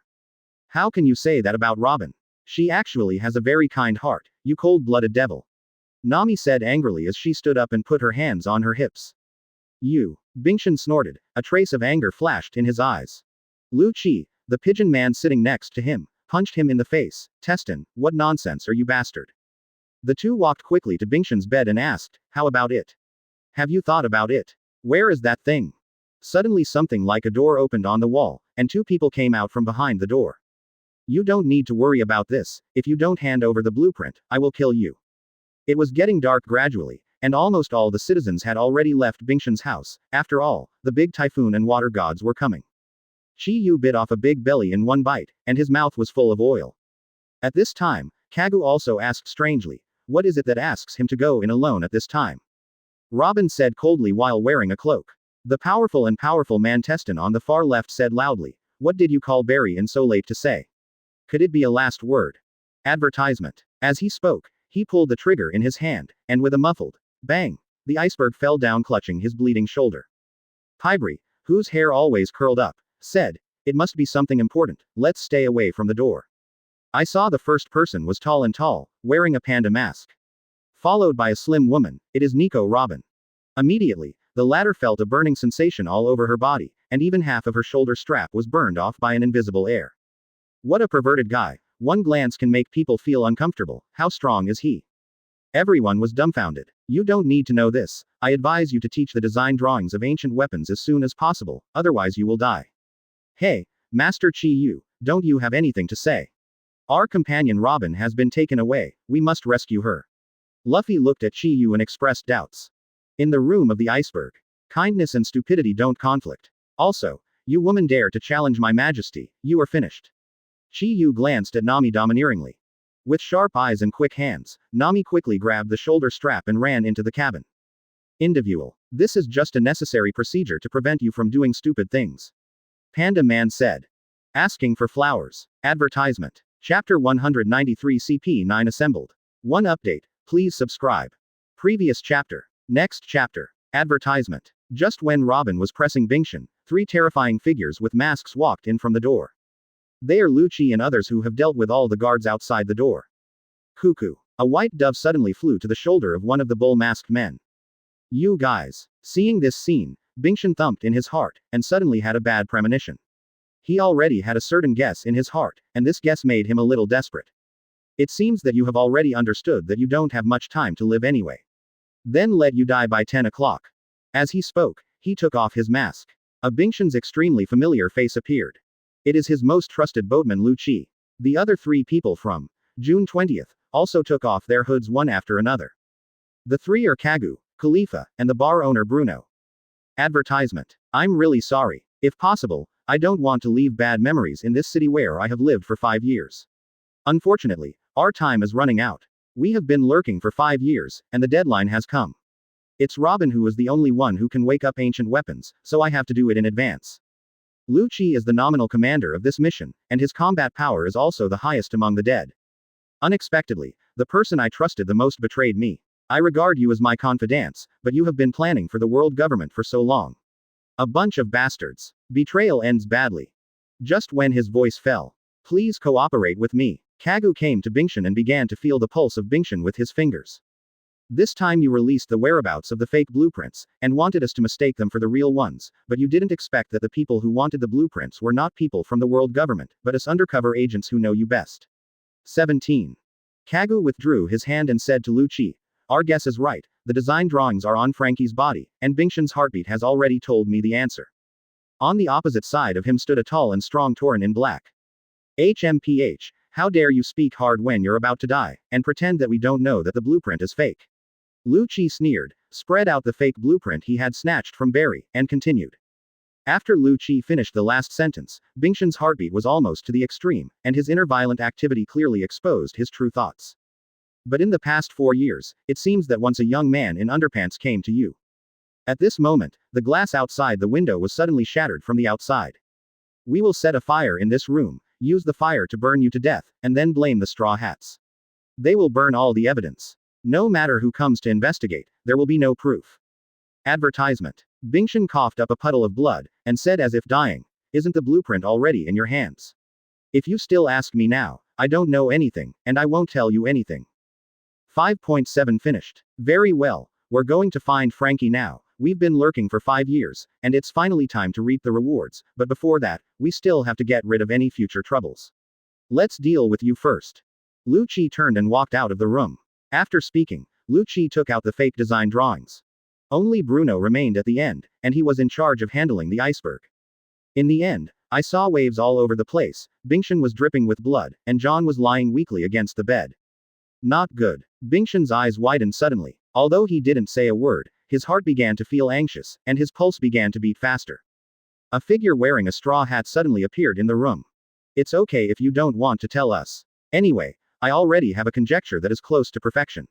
Now, I just need to verify it. Kagu, go and take the pulse of Mr. Bingshan. Do you think you are still my boss? Pay attention to your attitude. We are the most advanced secret spy organization under the world government, referred to as CP9. I advise you to obediently hand over the whereabouts of the ancient weapon blueprints. Lu Qi said indifferently. The corner of Lu Qi's mouth showed a trace of contempt for controlling everything. I heard that Fram ran to the front of the C train to stop the C train after the death of your teacher Tom, but was hit and crushed to death. We have been thought Fram was dead, because how could the common humans fight against the power of the C train? Lu Qi began to say slowly. You have always been very vigilant, and you know that people from the world government have become suspicious of you, and have been trying to force you to hand over the design drawings, but you have been making excuses in every possible way. The world government suffers from no evidence, so I have never dared to do anything to you. Advertisement. This guy is Luffy, and he wanted to come to Bingshan to ask why they want to arrest the Straw Hats while taking advantage of the moonlight. And we knew from the beginning that the drawing was fake, but there are some things on the drawing that are true. At this time, Khalifa also took over the conversation. She pushed her glasses and began to recall. Yes, I remember that young man was outside and said he wanted to see you, but you refused him. Khalifa and Kagu followed closely behind. On this blueprint, the creator of the design blueprint is signed. There are 3 people in total. One is your teacher, the founder of Tom's studio, one is your Bingshan, and the other is your junior brother Ka from you. Lu Qi looked at the iceberg. Lu Qi nodded and said with a sneer. So, it's not surprising that the 2 of you have contact in private. Since you are so confident that we can't find the blueprint, it means that the blueprint has been handed over to someone else by you. That's why you're so fearless. Mr. Bingshan, I have something to ask you. However, this young man did not leave the city of water. Instead, he bought a small island outside the city and began to break ships. He would often sell some timber to our company's shipyard. If my predictions are correct, the blueprints for the ancient weapons should be on the body of your junior brother Fram, or Frankie. Am I right? Kill me if you can. However, Lu Qi kicked him hard on the face, kicking him until his head was covered in blood. It was extremely miserable. Who are you? Advertisement. Chapter 194 Khalifas, 2 more, please subscribe. Next chapter. Advertisement. You are the mastermind behind the scenes, damn it. When Luffy saw Bruno, a look of shock appeared on his face, and he realized almost instantly that this guy should be the real culprit of the attack. Straw Hat Boy, are you looking for death? Bruno crossed his arms and said disdainfully. Damn guy, I'm going to knock you down. Facing the villain, Luffy shot without hesitation. Rubber, machine gun, bang bang bang. As Luffy launched a move attack, countless dense fists hit Bruno. 6 types iron block. Bruno stood there without moving at all. Those fists hit him, but made a dull sound like a block of iron. Wow, it hurts. Why is it completely ineffective? Luffy withdrew his fist, seeing that his attack didn't hurt Bruno at all, his eyes were full of shock. 22. It's my turn now, Lanzhao. Bruno barely gave Luffy a chance to react. A huge sharp knife light shot out from his feet, flying sideways towards Luffy. Wow, what the hell is this? Luffy quickly moved away. A frightening scene happened. The wall behind Luffy was completely cut by Bruno's feet, and the entire wall collapsed. And just when Luffy turned his head back. Advertisement. Bruno, you continued to move. 6 Styles finger gun. His finger, like an extremely hard spear point, slammed into Luffy's neck. Ordinary people will be pierced through the neck in an instant when encountering this kind of attack, and the artery will be pierced and die on the spot. But Luffy is the rubber man constitution, this kind of damage is ineffective for him, even if his body is distorted and deformed by the beating, it doesn't matter. Still, Luffy felt like he was almost suffocating. He fell straight on the ground and panted violently. Wow, what kind of move was that just now, it's too powerful. Tisk, the rubber man constitution is really weird, it won't kill you, forget it, I'm not in the mood to continue fighting with you, I want a quick victory. Bruno launched the 6 Style shaved, his feet quickly activated energy on the ground, and disappeared without a trace. Then he appeared behind Luffy in an instant, grabbed his arm and threw it out the window. Fly me off this island. Bruno's huge strength made Luffy shoot out like a cannonball, and flew directly into the gap in the middle of the Yidong building in the back street of the water capital, and he couldn't pull it out. HMPH, it's finally quiet. Bruno clapped his hands and turned around to deal with the iceberg, only to find that the iceberg hospital was there. Damn it, man. Aboard the Golden Mary. The waves are getting bigger and bigger. The gods of water are coming. Master, let's go back to the capital of water for refuge.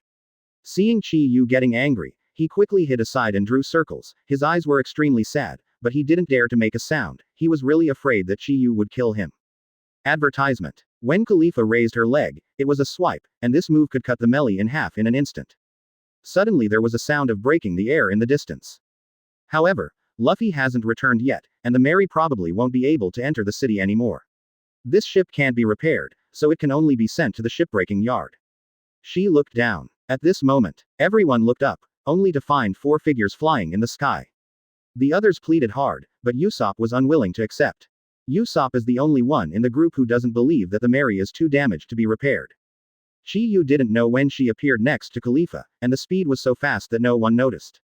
As Frankie, who has lived in the water city for many years, he has always remembered this disastrous weather, and human beings' fear of the sea has always been deeply rooted in their bones. The corners of Chi Yu's mouth became more and more intense. Tisk tisk, that's great, why don't you come to be my girlfriend, I can promise you a request. The other members of the Straw Hat Pirates were completely ignored by him. Saying that, he really turned towards Khalifa. Ha ha ha, I'm the best at breaking ships, you just leave it to me. Frankie volunteered. Hee hee, I've been looking for a long time. We went to Frankie's house first, but we didn't find Frankie. I asked your little brother about the material area. It turns out that Frankie is here. I heard that Bingshan gave you the design drawings. Hand it over, and come with us back to Judiciary Island for trial. Wow. The great demon king calmed down. Gods of water, what is this? Others were puzzled by this. Advertisement. No. The Mary cannot be dismantled. It is still very useful and can be repaired. You have to believe me. The Mary has accompanied us through so many wars. It is our best partner. Are you going to take it away? Does it abandon? In his eyes, there was only Frankie on the boat. Seeing Chi Yu put her hand on hers and held it slightly, Khalifa's cold and pretty face suddenly flushed, and she had the urge to kill. Smelly bald head. Usopp is most afraid of Chi Yu. But before Lanzhao's power broke out, Khalifa was caught by Chi Yu. There is only one exception. Indifferent 347's words came out of Lu Chi's mouth. The leader was Lu Chi wearing a gentleman's hat, and his 3 accomplices. Frankie looked apprehensive. The gods of water, also known as Akula Ragna, this is a rather large tsunami. Once a year when it visits the 7 islands of water, many buildings on the sea will be destroyed, and the water level will also be lowered. It will rise accordingly. The water city you see now is actually rebuilt on the ruins of the water city back then. The entire island is sinking continuously. Many people are worried that one day the entire water city will sink. Quote. Even Khalifa herself only found out when Chi Yu put her hands on her body. However, Chi Yu didn't have a good look at this long-nosed idiot, and directly snorted coldly, you don't want to change the ship. Then get out of here, or I'll kill you. I don't need trash like you on my new ship. Hey, Khalifa, why are you here? I was just going to find you. It's rare that you came to visit me on the Mary, did you miss me? But he just didn't want to believe it, and didn't want to wake up from this dream. Don't get excited, Khalifa. Such a beautiful thigh. It's not good to get hurt. I don't want to hurt you by mistake. In the blink of an eye, they came to the Golden Mary. Maybe he had expected it in his heart. Bastard. Get out of here. Advertisement. Chapter 195 Instant Kill CP9. 1 update. Please subscribe. Previous chapter. Next chapter. Advertisement. Chi Yu patted Khalifa's thigh while praising her. I can play with this leg for a year. It's really superb. From now on you are my Chi Yu's woman. No one can take you away. Let go, you pervert. Khalifa really panicked. As a member of CP9, her strength can be imagined. At this stage, Lu Fei and others are basically instantly killed by them, but no matter how hard she tries, she can't break free from Chi Yu's hands. In front of Chi Yu, she is like facing a mountain, unable to shake a bit. 6 forms finger gun. Frustrated and furious, Khalifa poked at Chi Yu's chest. Boom. With a loud noise, Khalifa felt as if her finger had poked on the hardest steel plate in the world, almost breaking her finger. I don't like violent girls, just stand still. Chi Yu was hit in the chest, but that kind of force was not even qualified for him to tickle. Let her go. A member of CP9, Ji Yu made a sudden move. Another vacuum slash was issued from Kagu's legs. This blow to Lan's feet was more powerful than Khalifa. Kagu was originally a master who focused on leg skills. Dazzling Blue's vacuum slashing strike cut through the void and cut across Chi Yu. If this strike worked, his body would undoubtedly be cut into 2 sections. At least, that's what Kagu thought. They, who are proficient in the 6 styles, have great respect for these 6 skills, and think that all pirates and those capable people in the world cannot compare with them. This is the strongest body art killing move. Advertisement. Unfortunately, Kagu is doomed to be disappointed. Call. The powerful Lanjiao was blown away by Chi Yu before it reached Chi Yu's front. You are too weak. Chi Yu didn't even look at Kagu, and punched out again. Click. The two were several meters away, but Kagu was sent flying by an invisible force. Everyone heard a clear clicking sound. That was the sound of Kagu's whole body fractured by Chi Yu. Hateful. With 2 horns in his hair, Bruce, who was tall and bulky and dressed in black, came out and witnessed the scene in front of him. Seeing that one of his comrades was caught and the other was injured, he was immediately furious. This is provoking the majesty of CP9. Air opens. Bruno, who took the door fruit, used the ability of the devil fruit to create a door in the air, which was connected to Chi Yu. 6 forms Lanjiao, 6 forms, finger gun. After using the devil fruit energy instant transmission to get in front of Chi Yu, he immediately used the 6 moves on Chi Yu. However, even the 6 forms that were used with all their strength did not have any effect on Chi Yu, just like a puff of air hitting a hard solid without any reaction. Advertisement. 6 ways to shave. Seeing this, Bruno used the 6 forms to back off and distance himself from Chi Yu. It's not bad. Use all the moves you have. By the way, use all your strength. Chi Yu pretended to flick the dust that didn't exist on his body, and said in a mocking tone. It seems that you are not a devil fruit user of common. I really underestimated you. Even though the finger that used the finger gun was aching, Bruno still said firmly. Look, I'm going to get serious next time. Bruno squatted down slightly, showing a ready-to-go look. 6 forms hyphenation point shave, 6 forms iron block broken, iron block hyphenation point wheel.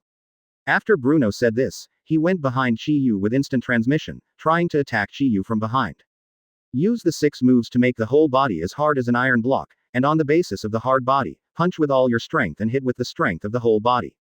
Bruno, who was secretly delighted at the success of the sneak attack 1 second, turned into a liver-colored face the next second, because after hitting Chi Yu's body, unspeakable pain came from every part of his body, and the huge force the resulting interaction sends Bruno flying upside down spraying blood. Oh, why did you fly out? Didn't you say you wanted to be serious with me? Didn't you want to teach me well? Chi Yu turned around with a look of disdain, and said to Bruno who was lying in a pool of blood. The onlookers, Khalifa and the others, were so shocked that they couldn't speak, and their mouths were wide open in amazement at what they saw. If there was an opportunistic and weird form to Chi Yu's simple punch to Kagu just now this fight is a testament to Chi Yu's strength. Bruno's ability is the second among the 4 CP9, and his strength is second only to Lu Chi. Bruno paired with an iron block is enough to smash a boulder with 1 punch, and the body impact reinforced by iron blocks can smash a hill. This kind of powerful force hit Chi Yu, but Chi Yu didn't even move. Suddenly, Bruno, who was attacking him, flew upside down. How could they not be shocked? Okay, you have hit me twice, shouldn't it be time for me to hit me back? I can't be hit by you all the time. The little beauty Khalifa has been watching me, it's too embarrassing to be hit by you all the time. Bruno, lying in a pool of blood, watched Chi Yu walk towards him step by step. he opened his long mouth and wanted to say something, but it touched the wound and spurted a mouthful of blood. Come. Quote.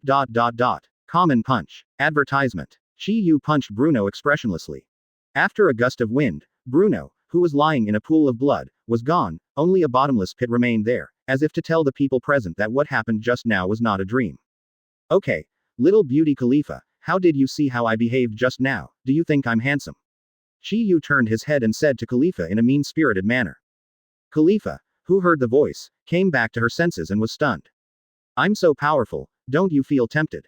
As long as I'm here, even if you leave CP9, no one will dare to say a word about you. Even if the 5 old stars come in person, they will kneel down and talk in front of me. Chi Yu said arrogantly, with an incomparable tone. Seeing the sharpness in Chi Yu's eyes, Khalifa didn't dare to look at her. Well done. Khalifa stays in CP9 all the year round, and thinks that the most powerful master is only their big brother Lu Chi. But today, Chi Yu's violent fighting power conquered her. Every woman would worship a strong man. Chi Yu is indeed a real strong man. Not even afraid of the 6 styles, and he won so lightly, she really couldn't imagine how strong Chi Yu's real strength is. Do you want to promise him? After all, besides being bald, Chi Yu is also quite attractive, if he had hair. Khalifa secretly raised her head to glance at Chi Yu, then lowered her head again and continued to fiddle with her skirt. Seeing the beauties molested by him, Chi Yu was very proud. Khalifa is really beautiful, especially wearing this uniform. Her white neck is flushed with shyness, and her sweet face is also full of charm because of shyness. Chi Yu really wanted to hold Khalifa tightly in his arms, kiss the crystal earlobes, and taste the faint red mouth. Claw. Advertisement. Chapter 196 Khalifa's Request. 2 more, please subscribe. Previous chapter. Next chapter. Advertisement. Chi Yu made a move and killed 2 CP9 masters in 2 moves. Khalifa was so shocked that she couldn't move. Just when she was about to ask the boss Lu Chi for help, she found that Lu Chi had already disappeared. How come? Khalifa looked at the place where Lu Chi disappeared with a dazed expression. Not only Lu Chi, but also Bruno and Kagu, who were seriously injured by Chi Yu, disappeared. Wow, Frankie's gone too. The Straw Hats also noticed something was wrong. Among them, Frankie also disappeared inexplicably. Damn it, that guy in the gentleman's hat just now must have taken Frankie away while we weren't paying attention. Luffy yelled. CP9 still succeeded. Although they suffered heavy losses. 2 of the 4 were seriously injured. Another one was left behind by Chi Yu. But as their boss, Lu Chi is the most thoughtful and strongest of the 4. He knew that Chi Yu was powerful and irresistible. So they searched for an opportunity for 633 to kidnap Frankie, but everyone who was shocked by Chi Yu's strength didn't notice. What should we do now? Both Frankie and Robin were taken away by them. These 2 are members of our Straw Hat Pirates. We can't just abandon them. Advertisement. Chasing. Go chasing right away. We want to snatch back our companions. That's right, the Straw Hat Pirates will never leave any of their partners behind. I'm going to give that guy in the gentleman hat a good beating. Everyone roared angrily. What a cunning guy. He attacked Frankie while I was picking up girls. He would rather see his 2 companions seriously injured than remain indifferent. This is all planned by him. Chi Yu looked at the direction where Lu Chi and the others were leaving, with a look of disdain on the corner of his mouth. In fact, he also let them go on purpose. How boring is it to just kill all CP9 on the spot? Wouldn't it be more interesting to let them fled back to Judicial Island like bereaved dogs, and then forcibly blow up Judicial Island, destroying 10,000 navies at once? Now we're going back to the city, asking Bingshan for a boat, and chasing CP9. They should be fleeing towards Judicial Island. Let's attack Judicial Island and wipe out all the navy and prisons there. Do you have any opinions? Chi Yu looked at the crowd and said calmly. Okay, we listen to you. That's the way it should be done. These government spies are abominable. I heard that Judiciary Island is the center of the world government. Many prisoners have been imprisoned and tried.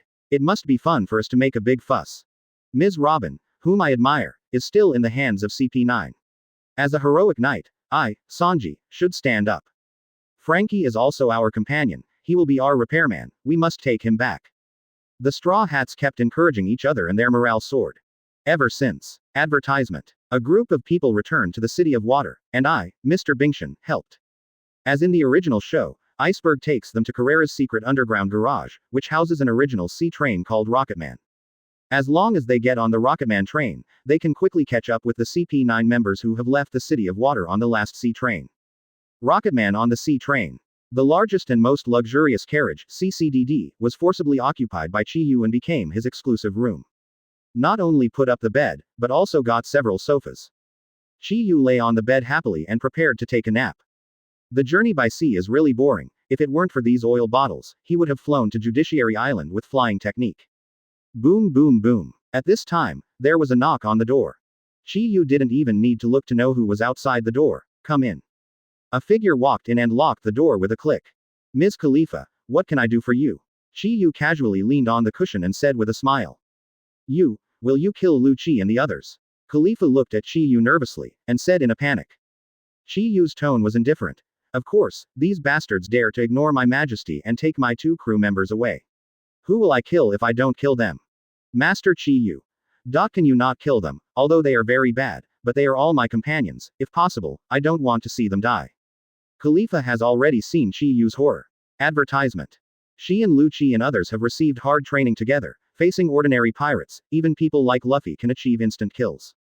Their CP9 can be said to be one of the best on the Great Route, but she knows that even if they are 10 times stronger, they will definitely not be Chi Yu's opponent.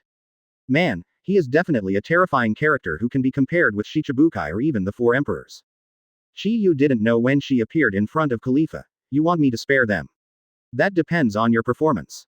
You bullied me again. Khalifa said aggrievedly with her mouth pursed. Ha ha ha, I have to do far more than this. Chi Yu laughed and grabbed Khalifa. What are you going to do? Khalifa spoke in a low voice immediately. Don't be afraid, I will treat you well. Khalifa is indeed beautiful and has excellent skin. Khalifa blushed even more, not knowing how to answer. Saitama chuckled. Let go of me.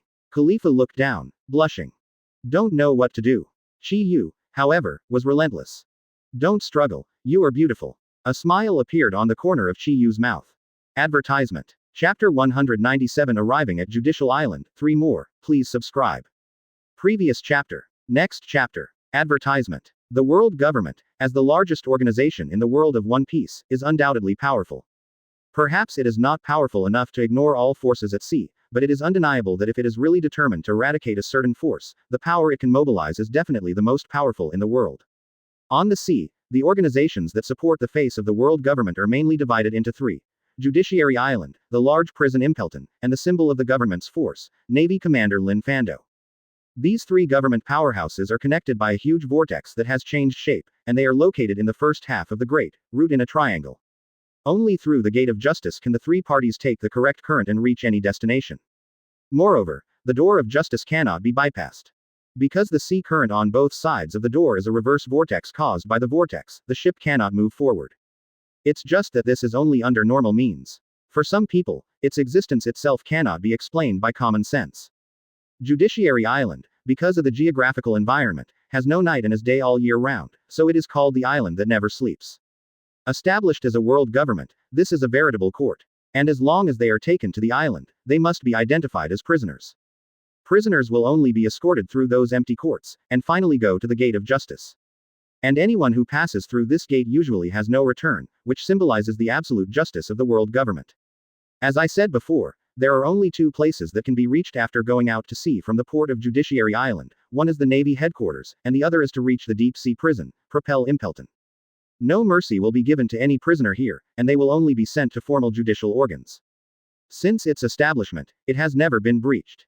It's not because of how strong the defense here is, but because of the powerful forces that can break through here. They are basically not interested in this place. Advertisement. After all, compared to Judicial Island, the Navy headquarters has more strategic significance. And those who are relatively weak cannot defeat the Internal Defense Department. Its internal CP organization is really no match for ordinary pirates. About Judiciary Island. The outer layer of Judiciary Island is surrounded by a circle of iron fences. The whole island can be divided into 4 parts, namely the former island, the main island, the Tower of Justice and the Bridge of Hesitation, and there is also the Gate of Justice behind the island. The former island is mainly the first main gate, and there are a large number of guards stationed there. Pass through the main gate and go straight through a long and narrow passage to reach the second main gate suspended above the waterfall, and you can reach the main island through the second main gate, the front gate of the island. The narrow passage leading to the main island, and the main island is completely suspended above the abyss of the huge waterfall. The main island is basically all kinds of empty courts, and at the end of the main island is the court. There is no road connecting the Judgment House to the Judicial Tower, and there is a huge waterfall abyss between the 2. You can open the suspension bridge through the switches on the top of the towers on both sides of the court, so as to reach the Tower of Justice. The interior of the Tower of Justice is very complicated, like a labyrinth, and there are many secret passages, as well as the offices and conference halls of each member of CP9. From the Tower of Judiciary to the Bridge of Hesitation, you have to go through the tunnel under the sea. The entrance to the passage is blocked by a huge iron gate, and you can reach the Bridge of Hesitation through the underwater tunnel. The flag of the world government is planted above the Tower of Justice. The Bridge of Hesitation is supported by several pillars. The last section of the bridge is a folding bridge, which usually shrinks and will only open when the prisoner is escorted to the Gate of Justice. The end of the Bridge of Hesitation is the Gate of Justice. The Gate of Justice is located at the back of Judiciary Island. It is a huge iron gate, which is usually tightly closed, and even if it is opened, it is only a small crack.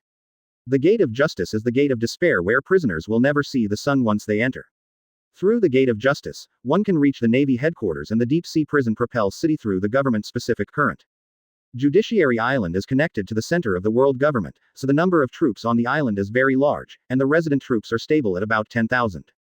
Advertisement. Woo woo woo. The speed of the Rocket Man sea train is extremely fast, and it is like walking on the ground on the sea, just like a rocket. And Luffy, who was sitting on the iron horn of the Rocket Man, looked up and saw a huge island in the distance. Wow, look everyone, Judiciary Island is here. Luffy's roar startled everyone. Everyone put their heads out of the window, and they saw the outline of Judicial Island. Asking for flowers. Are we just going to drive there? Any plans? Nami asked curiously. Is there any plan to attack Judiciary Island? Go head on. Sauron held the knife and said domineeringly. Let's just go head on like this. Won't we be bombarded by cannons? What are you afraid of? Our Straw Hat Pirates are not afraid of any danger. Besides, there is Master Chi Yu. Sauron didn't care. Nami was speechless. These people really don't know how to write the word fear. It is a miracle that they are alive today. From a distance, they saw two tall figures at the main gate of Majima of Judiciary Island, which turned out to be Titans. The two Titans are as tall as mountains, more than 10 meters high, and one finger is thicker than the whole person. FK, what are these two monsters? Barry asked with his eyes wide open in disbelief. Advertisement. Titan family. It was Chef Sanji who spoke. Is there really such a race in this world? Barry had only heard that there were Titans, but he didn't expect it to be true. Well, there are Murlocs, just get used to it. All right. Brother, look, it seems that a sea liner is coming. The yellow-haired Titan on the left also said that. You read it wrong, the CP9 adults took the last sea train before, how could it be? Hey, there really is one. Cassie and the two Titans watched the Rocket Man sea train rushing towards Judicial Island in dumbfounded. Damn it, do these pirates want to attack Judicial Island? Are you kidding me? Just as their voices fell, I saw that the Rocket Man sea train had already taken off, crashed directly through the iron fence of Judicial Island, and flew directly into the main entrance of Judicial Island. Wow, these pirates are really going to invade Judiciary Island, sound the alarm. Clang clang clang. With the ringing of the huge bell, the entire Judiciary Island boiled, and countless naval soldiers with swords, guns and sticks emerged from every corner of Judiciary Island, and as far as the eye could see, there were densely packed human heads. At this moment, the number of the Navy on Judiciary Island has exceeded 10,000. Advertisement. Chapter 198 Spandam, Demon Slaying Order. For more, please subscribe. Previous chapter. Next chapter. Advertisement. Long time no see, sir. The gate of the Judiciary Tower opened, and Lucci walked in with the injured Kagu and Bruno in a panic. Behind them, followed by Robin and Frankie, who were bound by Halushi iron chains. You have worked hard, Lutz. Oh, have people brought them back? The demon Nicole Robin, who has been hunted down by the government for 20 years but is still alive and well, and Katie Fram, a disciple of the late master shipbuilder Tom, ha ha ha. CP9 Chief Spandam stood up. 5 years of lurking has finally paid off. He has successfully captured the two treasures that the world government needs most. With these two people, he is bound to be valued more by the 5 old stars, and promotion and fortune are no problem. Yo, I haven't seen you for 5 years. Lutz, you are getting better and better. On the seat below Spandam, a bearded, 157, man stood up and looked at the road provocatively. Strange.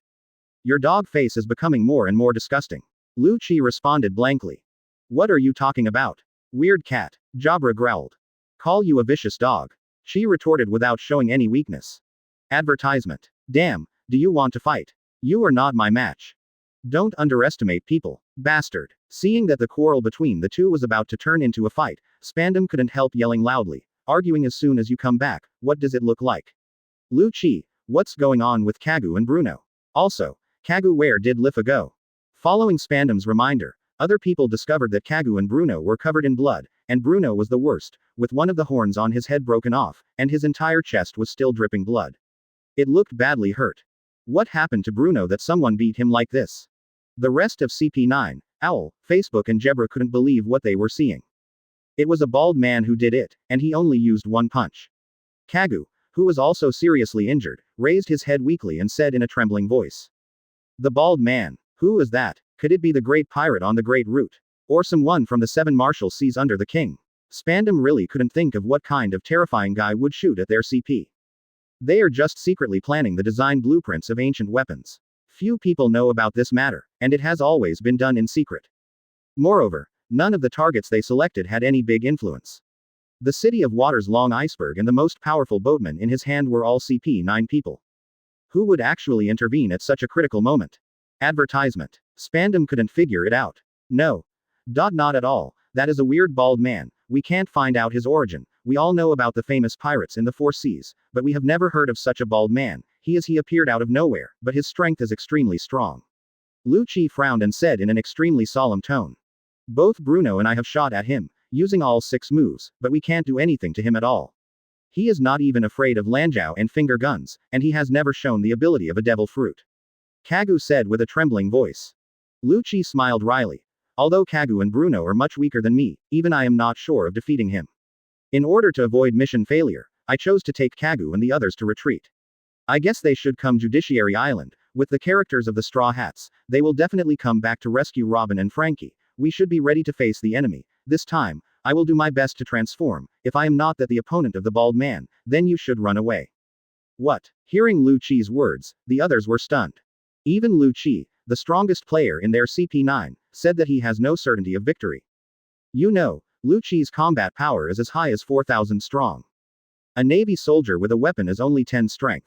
You're not joking. Lose, you know you can't beat that bald man before you even fight. I don't believe that without you saying that. I'd like to fight against him. I don't believe that there will be people that our CP9 can't deal with. Those real strong people we can't afford to provoke. But how can this kind of unknown person be so powerful? He must have used the ability of the devil fruit. HMPH, I'm not afraid of him. Jebra didn't believe what they said at all. Lu Chi snorted coldly. HMPH, if you want to die, then go try it. Now go and call the medical staff. Kagu and Bruno need treatment. Besides, Khalifa has been forcibly left behind by that bald man, but it should not be life-threatening, because that man is very lecherous. A lecherous bald man. This guy. A thought flashed in Spandam's eyes. Advertisement. According to what Lu Chi said, then he is really a very powerful guy. No, it's best to discuss this matter with the Navy headquarters. In case Judiciary Island is attacked, we must send someone to rescue. Spandam, who is cautious by nature, thought twice and decided to take out the phone bug to notify the above. No, I still have the demon slaughter token. I almost forgot about it. Ha ha ha. With the slaughter demon token, no matter how strong that so-called bald man is, he can only die. Spandam suddenly remembered the magic weapon in his hand. He also holds the golden phone bug, and has the opportunity to activate a demon slaying order. Demon slaughter is a brutal attack that burns everything. 10 warships, 5 lieutenant generals and the elite combat power of the Navy. Battleships must be the strongest and most aggressive in the Navy. They are all built by the Imperial Shipyard, Kashui capital, and their quality is beyond doubt.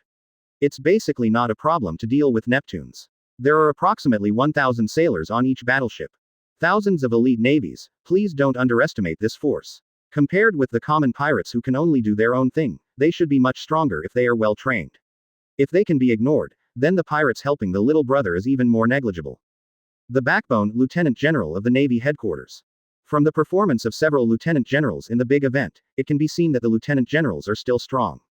For example, flying squirrels, fighting dogs, Huo Shaoshan, ghost spiders, strawberries, etc. all directly abuse Luffy.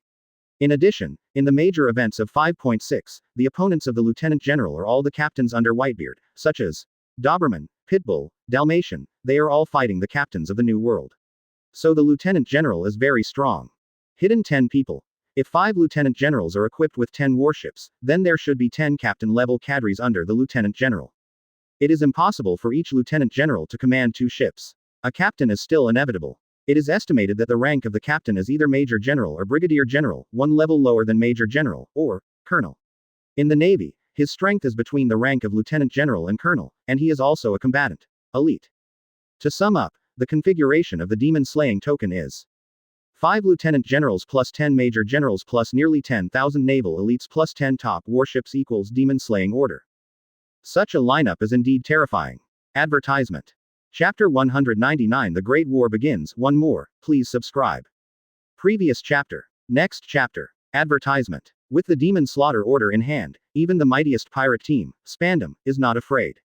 All members of CP9 are here, guarded by 10,000 Navy soldiers, and coupled with the dangerous land of Judiciary Island, the common pirates simply never come back. Spandam was in a good mood. In his opinion, as long as Frankie and Robin were caught, the ancient weapon he had dreamed of was already in his hands. At this time, jingle bell. An annoying phone call interrupted his preparation for a long speech. Asshole. Who bothers me at this time? Doesn't know I'm busy. Captain.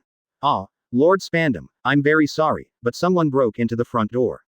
What? How many people are there? Spandam suddenly remembered what Lu Chi said just now, and he broke out in a cold sweat. Is there really such a lunatic? Don't they know what it means to attack here? Only one person, but.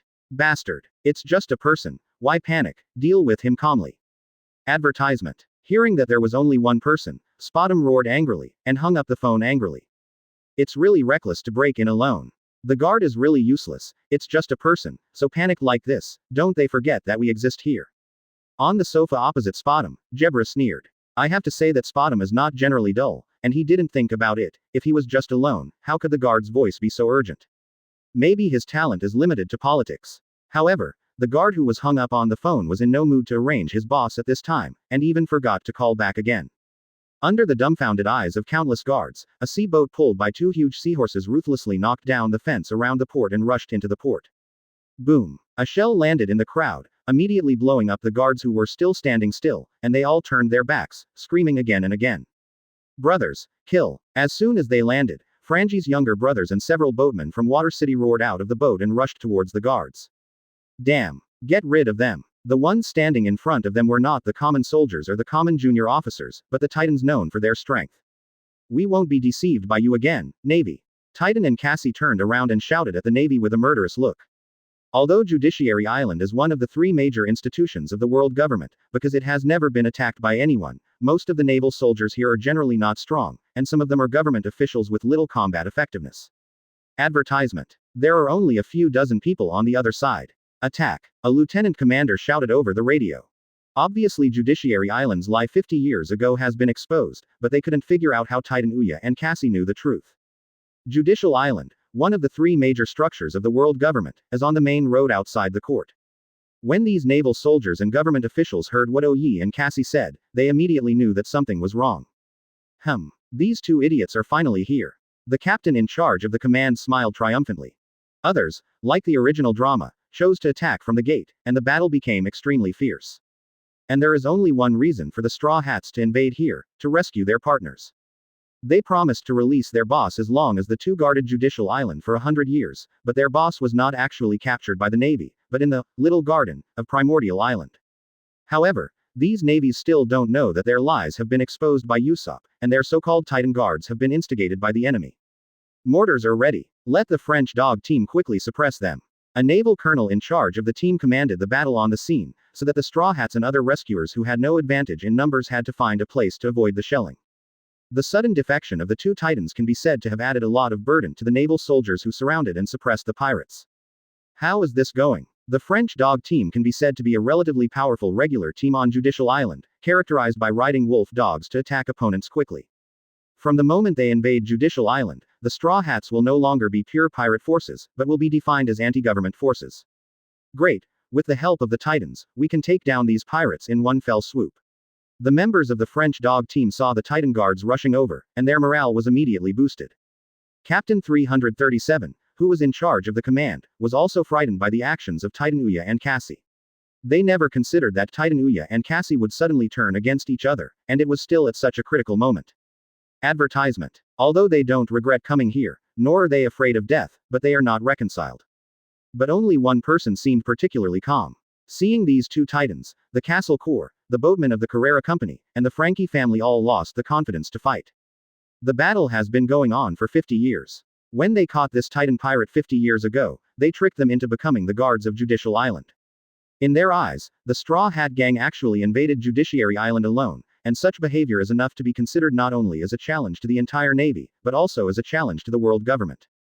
Wow, I'm going to find Robin first, you guys follow me quickly. The purpose of their coming here has not been fulfilled yet. That's Chi Yu, wearing a pair of big pants, rubbing his eyes while jumping off Rocket Man. What are you doing? So many people, dead. More importantly, the Navy now has no other way to continue to control these two defected Titans. Colonel, it's Ouya and Cassie. Although the Navy of Judiciary Island noticed that Titan Ouya and Cassie were rushing over from the front door, they didn't notice that there were other people on the shoulders of the two Titans. However, to everyone's surprise, although Titan Ouya and Cassie did raise their weapons, the target of their attack was the Navy soldiers who were defenseless against them. The guard who came back to his senses was furious, and the two parties strangled together, and there was chaos in front of the gate. Luffy was the first to bear the brunt, jumping onto the top of the building on Judiciary Island and making a surprise attack inside. Let's encircle them with all our strength. The captain of the Navy commanding on the spot shouted loudly, for the honor of the French island and for our justice, these pirates must not be let go. Advertisement. Chapter 200 Luffy's father, 2 more, please subscribe. Previous chapter. Next chapter. Advertisement. Rocketman sailed all night, and Chi Yu didn't let Khalifa go, and he didn't sleep all night, but Chi Yu looked refreshed and had a sense of accomplishment. Stepping out of the Rocketman sea train, Chi Yu chuckled while looking at the chaotic battlefield. Is this the Judicial Island? It's a little more spectacular than I imagined. Behind him came a soft call. Looking back, it turned out to be Khalifa. Being fooled all night by Chi Yu, who can be called a monster, even a superhuman like Khalifa with a power of more than 500 can't bear it. At this moment, both of Khalifa's legs are weak, and she can only support the Rocketman's car door. Khalifa, why did you get out of the car? Go back and have a good rest. Chi Yu showed a trace of tenderness at the corner of his mouth, walked to the car door and hugged Khalifa. Bad guy. Put me down quickly, don't touch me. Even though every inch of her skin had been tasted by Chi Yu, Khalifa still felt very shy. She was somewhat unable to face Chi Yu. Can't even face other people. As a member of CP9, they basically don't know how to fall in love, and all of them are heartless and indifferent. But after getting along with her last night, Khalifa became a little attached to Chi Yu. There is a saying that if you want to marry a woman, you must first marry her. Hey, I've seen you all over, why don't you let me touch you? You were so king last night. Chi Yu hugged Khalifa and smiled evilly. Bastard, you still have the nerve to say it. You were sexually harassing me. Khalifa scolded coquettishly. Chi Yu domineeringly kissed Khalifa on the pretty face. So what? The woman Chi Yu likes. No one can escape my palm. Follow me, and I will make you the most powerful woman in the world and the happiest woman. Even if you want the stars in the sky, I will help you pick them off. Even if I am against the world government and the whole world, I have nothing to fear. Advertisement. Khalifa was speechless by Chi Yu's rhetoric. Fight against the world government, against the whole world. What a confident man is this. Hey, let me tell you, are you guys tired enough? The other companions have already gone to save Robin and Frankie, but you are still here to flirt with each other, it's too shameless.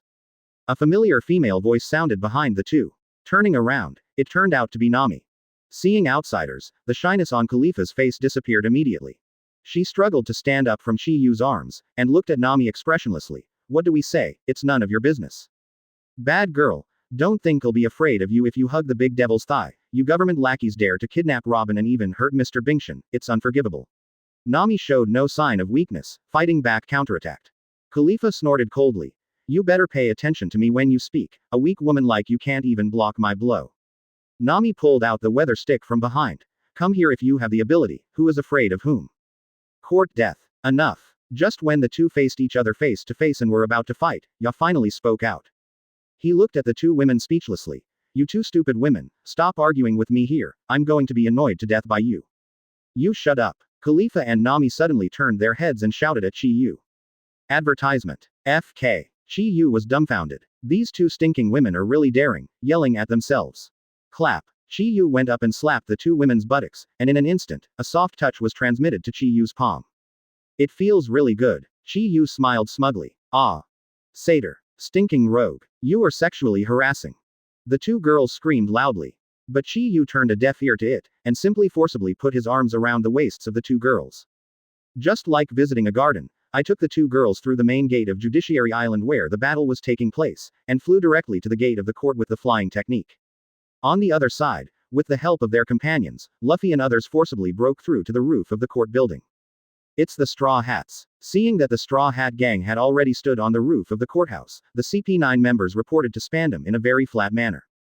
At this time, all members of CP9 were present except for Bruno, who had been seriously injured, and Khalifa, who had been taken away by Chiyu, and their good-for-nothing boss Spandam stood by Nico, Robin and Khalifa. Behind Tay French. 1050104222 Filu 183,340,210. Damn. How could it be so fast? Didn't those bastard soldiers just say that there was only one person? Advertisement. When Spandam saw all the Straw Hats standing on the roof of the courthouse, his frightened heart beat a lot faster. If it wasn't for relying on his right to order CP9 to protect him, how dare he be arrogant? It would be a joke not to be scared to death. Robin, we're here to save you. Luffy, who was standing on the top floor of the court, shouted to Nicole Robin, who was being detained on the judicial tower. Obviously his partner is close at hand. The Straw Hats will never back down in this place. Once the courthouse drawbridge is lowered, they can attack the judiciary tower directly. Taking a step back, even if the drawbridge cannot be put down, Luffy can take everyone into the judicial tower. Spandam suddenly discovered that the Straw Hats were only standing on the roof of the courthouse and seemed unable to come to the judicial tower. And thinking that there are 6 CP9 members on his side who can protect him, Spandam became arrogant again. Smelly pirates, look at that flag. Spandam pointed to the flag representing the symbol of the world government and shouted. That symbol represents the alliance of more than 170 member countries in the 4 seas and beyond, the Jiao and the Great Sea Route. Indeed, the world government, as the largest and strongest organization in the world, has a history of 800 years since its establishment. Has already won over most of the countries in the world. At present, only the Revolutionary Army dares to confront the world government head-on, trying to overthrow the rule of the world government. And as the supreme leader of the Revolutionary Army, that is, Luffy's father, Monkey D. Dorag has been identified as the most dangerous criminal in the world because of spreading anti-world government ideas. At present, the Revolutionary Army has liberated several non-world government countries that were persecuted by the Tianlong people, and the ideas of the Revolutionary Army continue to spread around the world. Seeing that no one responded from the Straw Hats, Spandam said arrogantly, "Now I know how small you are in this world, and what a huge organization this woman is facing." Advertisement. Chapter 201 Destroying Design Drawings, 1 update, please subscribe. Previous chapter. Next chapter. Advertisement. Luffy, do you want to do it? After listening to Spandam's nagging, Zoro and others glanced at the flag representing the world government and waited for Luffy's decision. Sure enough, like the original book, Luffy said to Usopp without hesitation, "Usopp, knock down that flag. Against the world. As long as there is a rational person, even the 4 emperors would not dare to do such a thing lightly. But maybe the Tiger Father has no dogs. His father spread the idea of overthrowing the world government everywhere and organized anti-government revolutionary forces. As his son, Lu Feiyong blatantly wanted to knock down the flag representing the world government.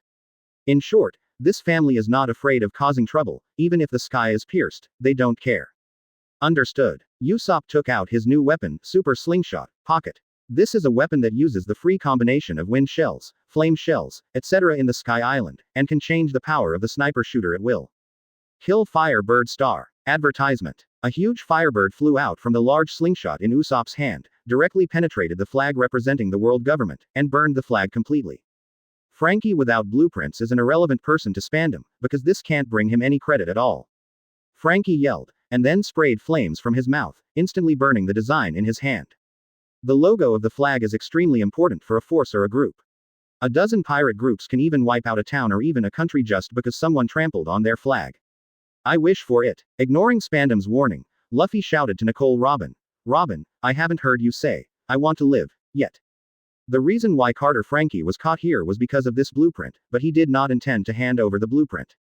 For the sake of world peace, the custodians of each generation of blueprints have hidden their identities well, but they still cannot hide from the intelligence network of the world government after all. You should know what this is. They did it.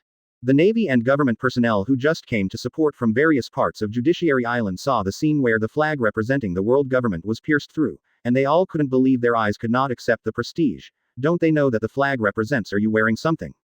It's so touching. Frankie was moved to tears seeing that Nicole Robin had a group of partners who were willing to risk their lives to save her. Spandam looked at the design drawing that had been reduced to ashes, and his heart was about to collapse. Advertisement. Bastard. How can you burn the blueprint? Moreover, as the person in charge this time, Spandam's inability to maintain the majesty of the world government will also be regarded as dereliction of duty. In Frankie's eyes, the mission of this blueprint has been completed, because the only person in the world who can resurrect the ancient weapons is Nicole Robin, a survivor of O'Hara. As 097 is the most powerful organization and force in the world, let alone the significance represented by this flag. From this moment on, the Straw Hat Gang has been included in the list that must be eliminated by the world government, and their actions have trampled on the majesty of the world government. All the members of the Straw Hats stood on the roof of the Judiciary Island courthouse, waiting for Nicole Robin's answer. However, with Spandam's character and background, he would naturally find a way to shirk responsibility completely. Hey, people from the world government will never get the blueprints. Seeing the completely burnt flag, Spandam was stunned, lost his previous arrogance, but still issued a warning to the Straw Hats: be an enemy of the whole world, and your end will be death. Quote. But Spandam didn't know that his warning was CCDD, completely meaningless. As long as the world government knew what happened at this moment, the Straw Hats were destined to be included in the elimination list by the world government. But this time she chose to protect her companions and prepared to sacrifice herself, which is absolutely not allowed by the Straw Hats. But Nicole Robin doesn't intend to revive ancient weapons at all, and Nicole Robin already has a group of loyal and powerful partners to protect her safety. Advertisement. But Nicole Robin didn't expect that the Straw Hat Gang broke into Judicial Island, one of the three major institutions of the world government, in order to save her, and even smashed through and burned the flag representing the world government. Although the world government accused Mr. Tom of building a ship for the One Piece King Gordy. Roger, it was actually a bureau set up by the world government to force Mr. Tom to hand over the design. This blueprint can produce a weapon capable of restraining the ancient weapon, Pluto. After being inherited by Mr. Tom, he passed it on to his disciple, Mr. Bingshan, and then Mr. Bingshan gave it to Frankie for safekeeping. You lunatics, you are declaring war on the world government. And during the short time he spent with Nicole Robin, Frankie already knew that Nicole Robin had no intention of resurrecting ancient weapons at all. That is to say, what Mr. Tom and Mr. Bingberg were worried about was no longer will happen. In order to prevent such things from happening in the future, the world government will never let the Straw Hats leave here alive.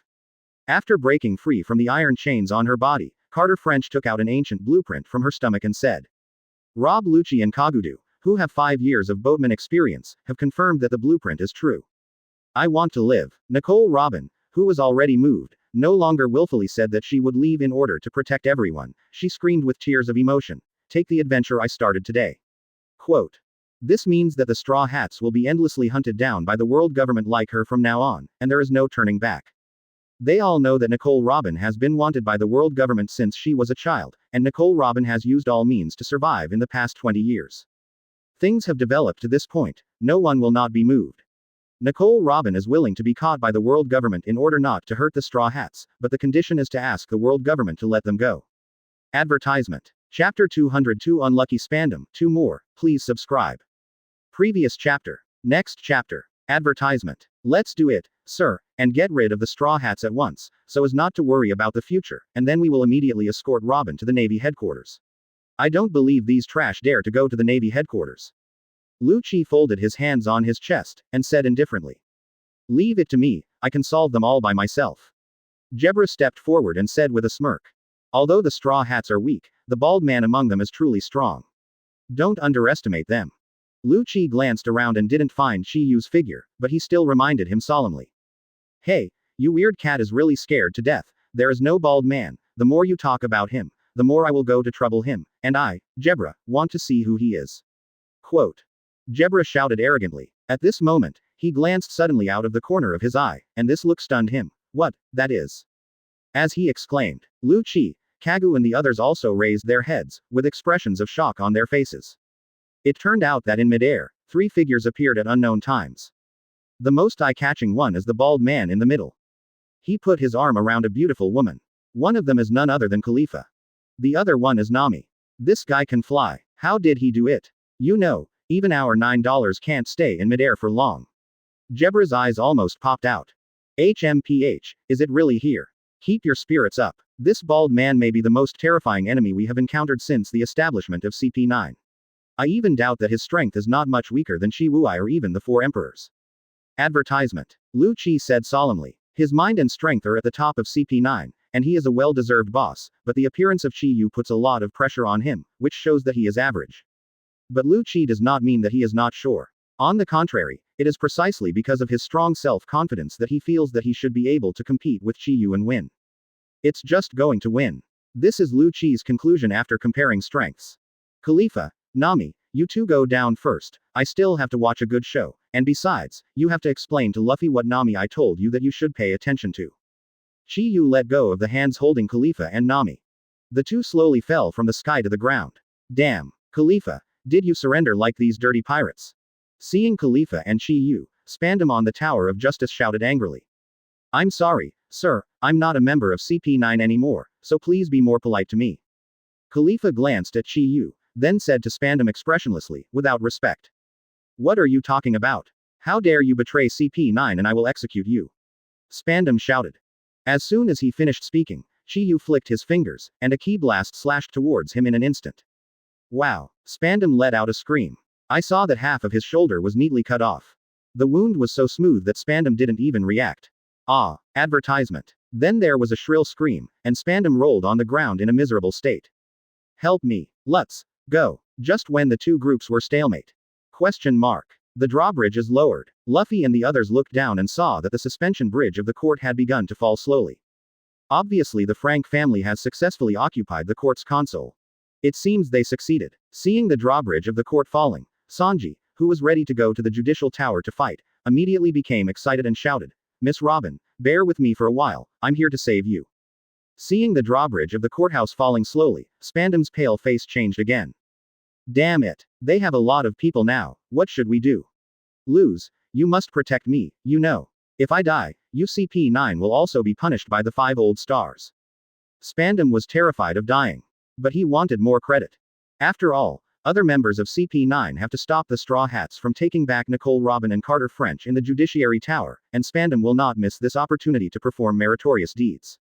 Although Spandam was afraid of meeting the Straw Hats, all members of CP9 showed joy at this time, and they all wished that the Straw Hats would come to their door.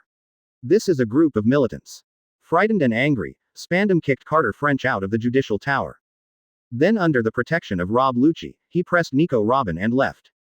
For him, Carter Frankie without the blueprints has no use value, and it is just a dangerous burden to carry around. Asking for flowers. Luffy saw that Carter Frankie fell directly on the suspension bridge, so he didn't try to save him. Anyway, he couldn't fall from this height to kill him, a perverted reformer. Let's go. Advertisement. Without any warning, Luffy spread his arms and hugged all the members of the Straw Hats and jumped onto the suspension bridge, immediately jumping everyone down. So before everyone enters the Judiciary Tower to save people, teach the nervous Luffy a lesson. His nose was bruised, his face was swollen, and his head was covered with bumps. Judicial Island, one of the 3 major institutions of the world government, is located in the Judicial Tower of Haodao. This place is so big, where do we go to find Robin? After breaking into the Judicial Tower, Nami and the others discovered that the enemies here didn't know where to hide. They have no time to waste here. If Nicole Robin is brought to the gate of justice by that Spandam, then it will be too late. Chopper, you and Luffy are in charge of finding Robin. Sauron said. Rescuing Nicole Robin is their real purpose, just through Chopper's nose you can know that Spandam bastard brought Nicole Robin there. Besides, they had just left, and the smell was still very clear. What's more, they don't want Chopper to directly participate in the battle. When Chopper is fighting the enemy, because of excessive use of the drug Rumble Ball, the temporary awakening of the Devil Fruit will appear in the end. And now Chopper will go berserk because he can't control this power. Chopper, let's go. Go save Robin. After hearing Nami's arrangement, Luffy picked up Chopper and ran out impatiently, as if he didn't know which direction Nicole Robin was in. Luffy, protect Chopper. Nami hurriedly called to stop Luffy, reminding him to protect Chopper and remind him before Luffy left, be careful of that guy hiding pigeons. With Luffy's current strength, in the case of using the 2nd and 3rd gears, the strength should not be much weaker than Rob Lucci. But Lucci is different from the enemies they encountered before. Luffy has no way to restrain Rob Lucci, and can only rely on physical skills to defeat him. Unfortunately, Rob Lucci's physical skills can be said to be the strongest one they have encountered since their debut, none of them. Don't worry, I will beat him into the air. Hearing Nami's reminder, Luffy smiled indifferently. Spoon. Advertisement. Chapter 203 Launching the Demon Slaughter Order, 3 more, please subscribe. Previous chapter. Next chapter. Advertisement. Zoro, I'll leave the one with the long nose to you. Then, Nami arranged for Soren's opponent to be Kagu, the only swordsman in CP9. He also reminded Zoro. By the way, he is the #1 swordsman of CP9. If the development is the same as the original book, Kaku at this time should have eaten the animal devil fruit in the form of a cow fruit giraffe, and his strength is much stronger than when he was in the water capital. Everyone didn't have any doubts about Nami's information, and they blamed all of this on the godlike bald man in the sky. He seems to be omnipotent, and no one knows what he wants to do, but what is certain is that Chiyu is definitely not the enemy of the Straw Hats. Nice arrangement. When Zoro heard that Nami actually lined up a swordsman for him with 433, he immediately showed a satisfied smile. Although he likes fighting very much, he hopes that the opponent is a swordsman with certain strength, so that it is interesting to fight. Frankie, you don't have much energy in your body, right? Nami didn't arrange enemies for Carter Frankie, she just made a request to him first and said, if I remember correctly. Your energy should be Coke. This is for you. Nami took out 3 bottles of Coke and handed them to Carter French. Advertisement. Carter Frankie's combat energy comes from Coke, and he hasn't replenished any energy since the capital of 7 waters. Before being escorted to Judicial Island, he fought CP9 twice, and had consumed most of his energy. I accept it without hesitation. Carter French, who has 2 experience with CP9, also knows that it is difficult for him to beat his opponent in his current state, and he must recover his strength to the peak through replenishing energy to be sure enough to win. So Carter French unceremoniously took the Coke from Nami's hand. Now they are all grasshoppers on the same rope, and they need to cooperate with each other to successfully rescue Nicole Lobo. Usopp, go to the roof and stand by. Nami didn't arrange any opponent for Usopp. But he handed over the most important sniping work to Usopp and explained, if Luffy can't rescue Robin in time, only you can do the rest. In CP9, there is no suitable opponent for Usopp at all, and Usopp was also seriously injured before. Instead of letting him risk his life to fight with the enemy, it is better to use his true ability, Sniper. The reason why Nami arranged this is just in case, as long as Luffy is restrained by Rob Lucci, Spandam will have enough time to take Nico Robin to take the escort ship of Justice Island to pass through Justice Island. The door leaves Judicial Island. In their thinking, whether Luffy can defeat Rob Lucci is only secondary, and saving Nicole Robin is the main thing. This time is their real purpose here. Next, Chef Sanji confronts Jebra. Even Khalifa decides to make a move, enlisting his former colleague Otonashi Owl. Everyone has found their opponent. Only Chi Yu is an exception. He originally wanted to sink the entire Judicial Island with one punch, but he suddenly remembered that Spandam still had a golden phone bug in his hand. Advertisement. It was given to him by General Aokiji. As long as the golden phone bug is turned on, a demon-slaying order can be activated. Chi Yu really wanted to see the power of the demon-slaying order. If you don't use it, I will force you to use it. There was an evil smile on the corner of Chi Yu's mouth. He moved, traveled through the space, and came directly to the Gate of Justice, the end of the Bridge of Hesitation. In front of the Gate of Justice, in the channel of the inner pillars of the Bridge of Hesitation. Hurry up, Spandam, who went up the stairs to the Bridge of Hesitation, urged Nicole Robin roughly, why are these pirates chasing here?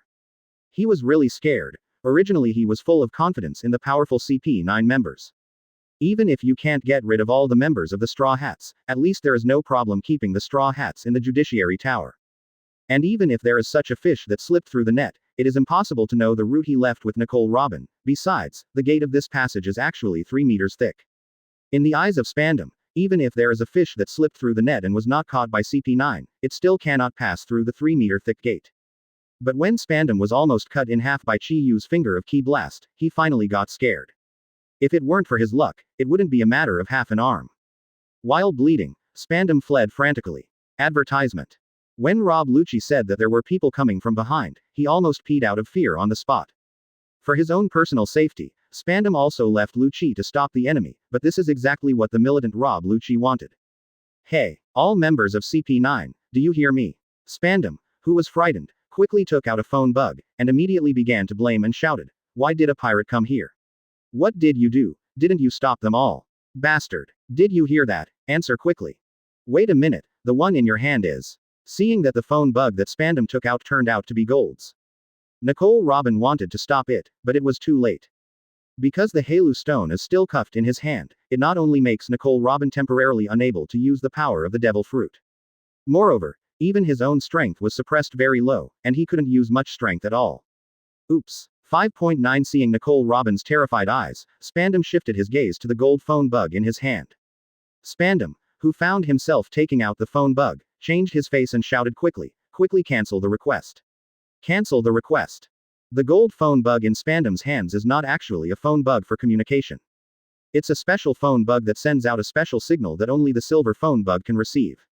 Ha ha ha. It's interesting. This idiot actually activated the phone bug himself. This time it's a good show. 5 lieutenant generals, 10 warships. This kind of power can't be held by ordinary people. I don't know that I destroyed them all. Will the world government be furious and offer a reward all over the world to arrest me?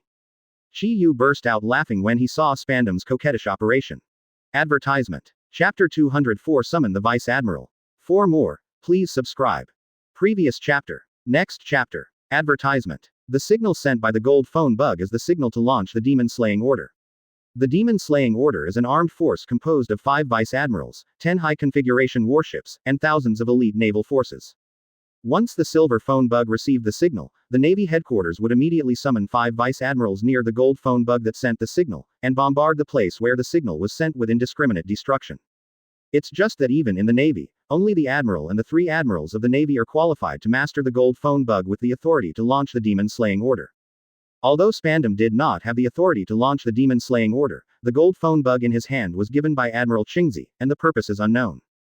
Hello, sir. Lu Qi's voice came from another common phone bug, but Spandam didn't seem to notice that the phone bug had been connected, and the nervous Spandam didn't hear Lu Qi's voice at all. Oops, activated the gold phone bug. How could I have been so careless? Spandam, who was still holding the phone bug in his hand, shouted to himself in fear. I actually activated the Demon Slaying Order. Perhaps most of the Navy soldiers don't know what the Demon Slaying Order is.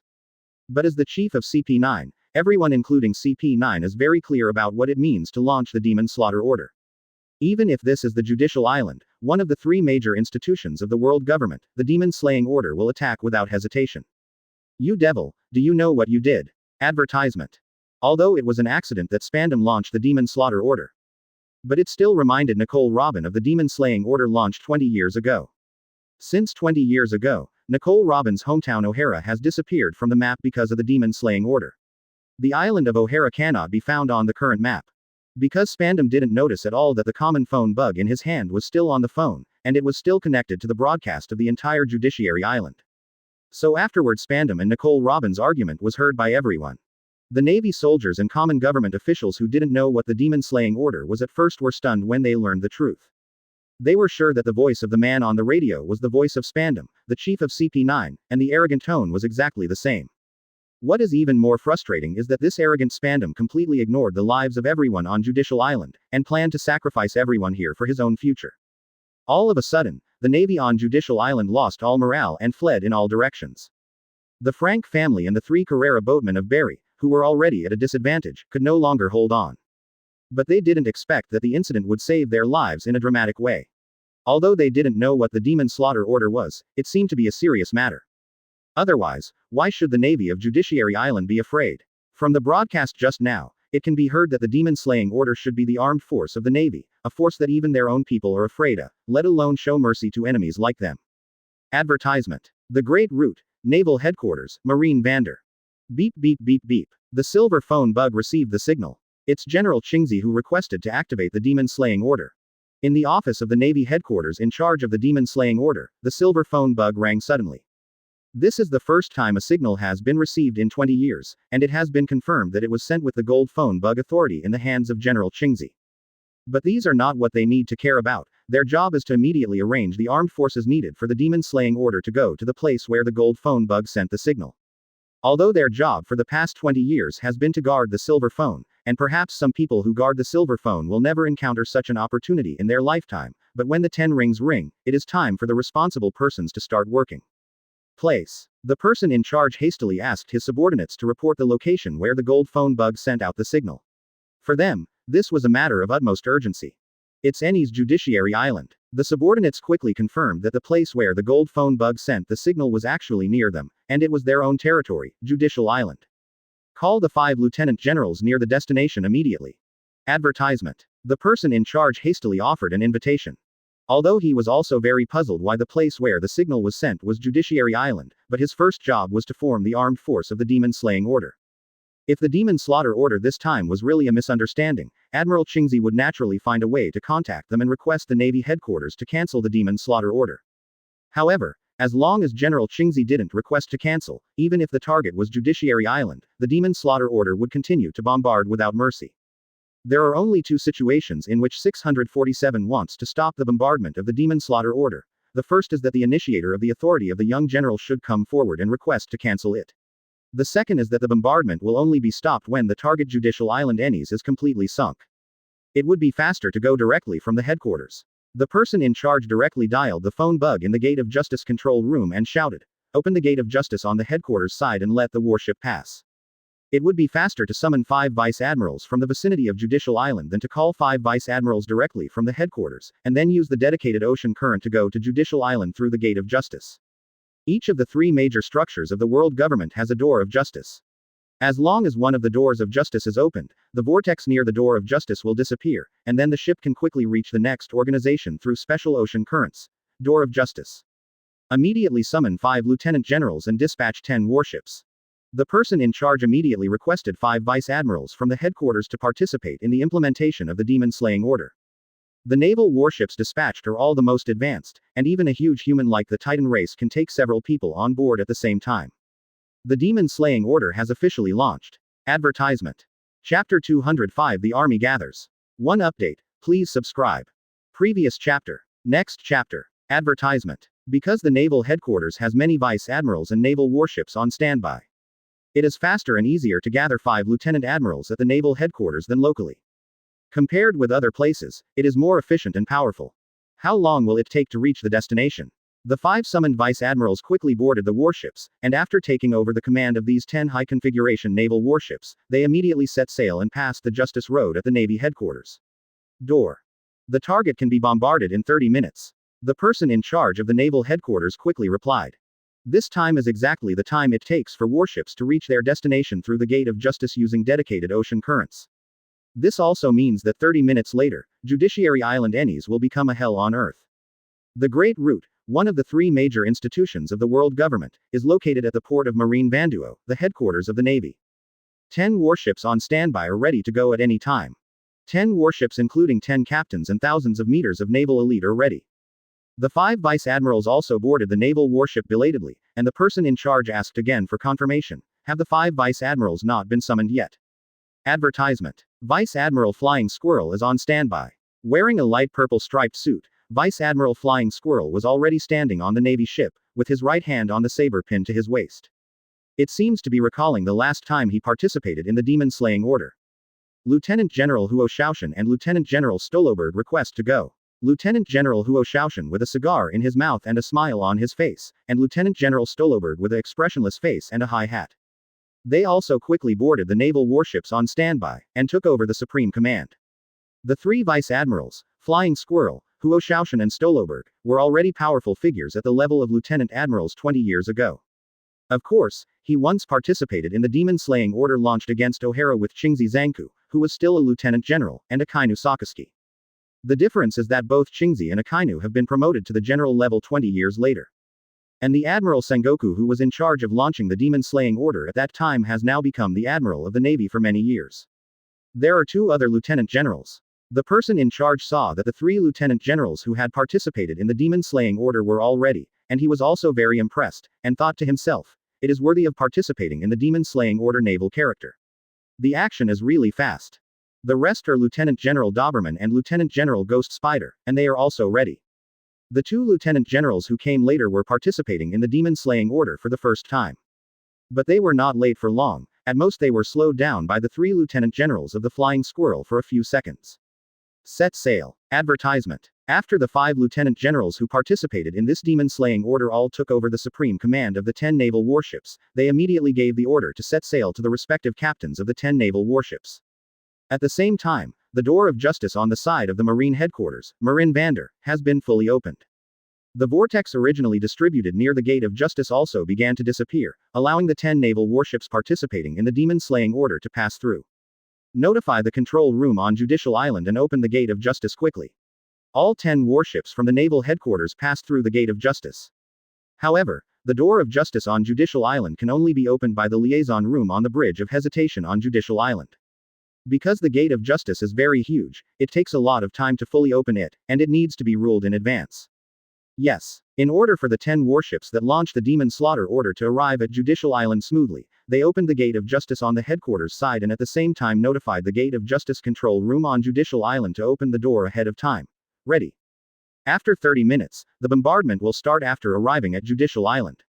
The 5 lieutenant generals stood on the deck of the warship, and they would launch the bombardment of their own site Judicial Island in just 30 minutes. Although I feel helpless, the bounden duty of a soldier is to obey orders.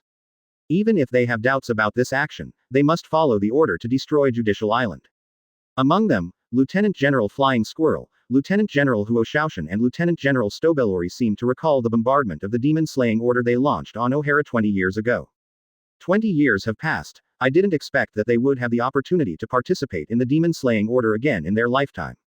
It's just that they have now become veteran vice admirals, and their strength is also among the best among lieutenant generals at the same level. Advertisement. The long-lost Demon Slaughter Order. I never thought it would be my territory this time. Lieutenant General Flying Squirrel said with a sigh. Now they only know that the authority to launch this demon-slaying order comes from General Qingzi, but they don't know that General Qingzi has temporarily handed over the gold phone bug to Spandam for safekeeping. And this time the demon-slaying order was just an idiot Spandam who accidentally activated the gold phone bug. Although the chief of CP9 has the right to directly talk to the Navy headquarters, he is not qualified to contact the department in charge of the demon-slaying order, let alone cancel the qualification of the demon-slaying order. However, the only young general who was disqualified from this demon-slaying order was missing. At least Spandam could not be contacted for the time being. Even if he could get in touch, he would not do so. He has decided to shift all the responsibility to CP9's negligence in the invasion of Straw Hats, Wang Jiao. We just need to execute the command line. The expressionless Lieutenant General Stobellori reminded lightly. It doesn't appear that Stobellori feels any guilt about their mission or that he doesn't think it's surprising that wiping Judiciary Island from the map is a thing of the past. As a qualified soldier, they only need to obey the orders of their superiors. The Great Root, one of the 3 major institutions of the world government, is located on the Judicial Island of Ennis. Run away, the Demon Slaughter Order is coming. After offending the terror of the Demon Slaughter Order on the broadcast, the naval soldiers on Judicial Island were already preparing to flee for their lives. Although they usually enter and leave Judicial Island by sea train, there are still a few of the low-profile patrol warships here. Advertisement. Chapter 206 The Powerful Lu Qi, 2 more, please subscribe. Previous chapter. Next chapter. Advertisement. Although some naval soldiers and government officials still couldn't accept the fact that the Demon Slaughter Order would mercilessly cover up and kill their own people, they still chose to leave with an attitude of believing it or not. Look, the door of justice is actually opened. While escaping, some Navy soldiers and officials found that the door of justice has opened a gap, and the gap is getting wider and wider. With the opening of the Gate of Justice, the nearby whirlpool also began to shrink and then disappeared. How is it possible? I've never heard of such a thing. In the eyes of many people, the door of justice will never be opened, unless something special happens, such as escorting Nicole Robin, etc. Condition. However, this time, whether it is to escort Nicole Robin or to facilitate the execution of the demon-slaying order on Judicial Island, the door of justice must be opened. It's just that the former will not cause any harm to Judicial Island, while the latter is completely prepared to destroy Judicial Island. Seeing the door of justice slowly open, many naval soldiers and officials were heartbroken, and they shouted in fear. This is to let the warships from the headquarters pass through, and launch a 280 order bombardment to kill demons. Run away. Spandam is already planning to sacrifice us. Although they couldn't accept the fact that they were trapped by Spandam, what they had to do now was to save their lives. Although they looked down on Spandam in private, but he has a background. And this time, even the authority to activate the demon-slaying order, which only the admiral and the 3 generals have, can get their hands on it. What else can they say to the grassroots personnel? Advertisement. The only thing they can do now is to leave in a warship before the shelling of the Demon Slaughter Order arrives. That bastard, is he willing to sacrifice our lives for his own future? Although many naval soldiers and officials wanted to tear up the bastard Spandam, they were not too angry to get carried away. That idiot, I must kill him. The bridge of hesitation on Judiciary Island, inside the first pillar pier. Luffy, the captain of the Straw Hat Gang, and the ship doctor are fighting against Rob Lucci of CP9. In order to let Chopper pass here smoothly, Luffy has tried his best to contain Rob Lucci. However, because Rob Lucci's strength completely suppressed Luffy, Chopper was beaten back by Rob Lucci without leaving. Chopper, are you alright? Luffy didn't expect that the two of them would be unable to contain Rob Lucci together. The enemy in front of him had 2 strong physical skills. Unlike those enemies who relied on fruit abilities to suppress them in the past, people like Rob Lucci were opponents who could not be defeated by luck. It's okay. Although he suffered some injuries, Chopper tried his best to avoid fatal injuries. Looking at Rob Lucci, who didn't even come out in the form of a beastman, Chopper said helplessly, "But this guy is so strong." Advertisement. Although Chopper didn't want to admit it, the fact that Rob Lucci's strength far exceeded their imagination. In his eyes, Luffy is already a strong and terrifying master, but the current Luffy is not worth mentioning in the hands of Rob Lucci. Rob Lucci's 6-style paper painting can easily evade Luffy's attack, and his 6-style iron block can withstand Luffy's rubber bazooka without moving at all. Even his 6-style shaved and 6-styles moon steps are too fast for people to see. But in order to save Nicole Robin, Chopper must pass here, and Chopper has quietly taken out the Rambo ball in his hand. He knew that even if he ate the Rambo ball, he would not have the strength to fight Rob Lucci, but his purpose CCDC was to get out of here. Although it is very dangerous to hand over such a terrifying opponent as Rob Lucci to Luffy alone, isn't each of them working hard to save Nicole Robin? But Rob Lucci's speed is really too fast. Chopper only has one chance. As long as Luffy can barely hold Rob Lucci back even for a second, Chopper can use strengthening of legs to rush forward the doorway to the Bridge of Hesitation passage. Although the chances are a little slim, it has to be done. Strengthened arm strength hyphenation point carved hoof. After swallowing the Rambo ball, Chopper used his strongest stunt, strengthened arm strength hyphenation point carved hoof, towards Rob Lucci. But it didn't leave the slightest imprint on Rob Lucci's body, and was even sent flying by Rob Lucci. If it wasn't for Chopper's timely use of fur strengthening to strengthen his defense, he might have been seriously injured by Rob Lucci. "Chopper, let me do it." Seemingly understanding Chopper's intentions, Luffy hit Rob Lucci indiscriminately. "Get rid of it, Luffy. Strengthen your legs." Advertisement. While Luffy distracted Rob Lucci's attention, Chopper immediately transformed into strengthened foot, and went back to the door of the Bridge of Hesitation at the highest speed. "It's really good for you to be here." However, Chopper's plan seemed to have failed. Rob Lucci sensed Chopper's intentions in an instant, and instantly beat Luffy to the ground. Immediately moved to the entrance of the passage, stopped Chopper and said very bluntly, "However, I will not let you pass." Finger gun. Rob Lucci unceremoniously penetrated Chopper's body with a finger gun, and there was a sense of enjoyment in his heart. I don't know if Rob Lucci himself enjoys this kind of fighting, or because the bloodthirsty habit of the cat in his body makes him enjoy this feeling. "We will definitely rescue Robin." Chopper forced out a sentence before falling down. Even though he knew he couldn't win, he never gave up the idea of rescuing Nico Robin, his companion. "The Demon Slaughter order has already been activated. I don't have time to continue playing with you here."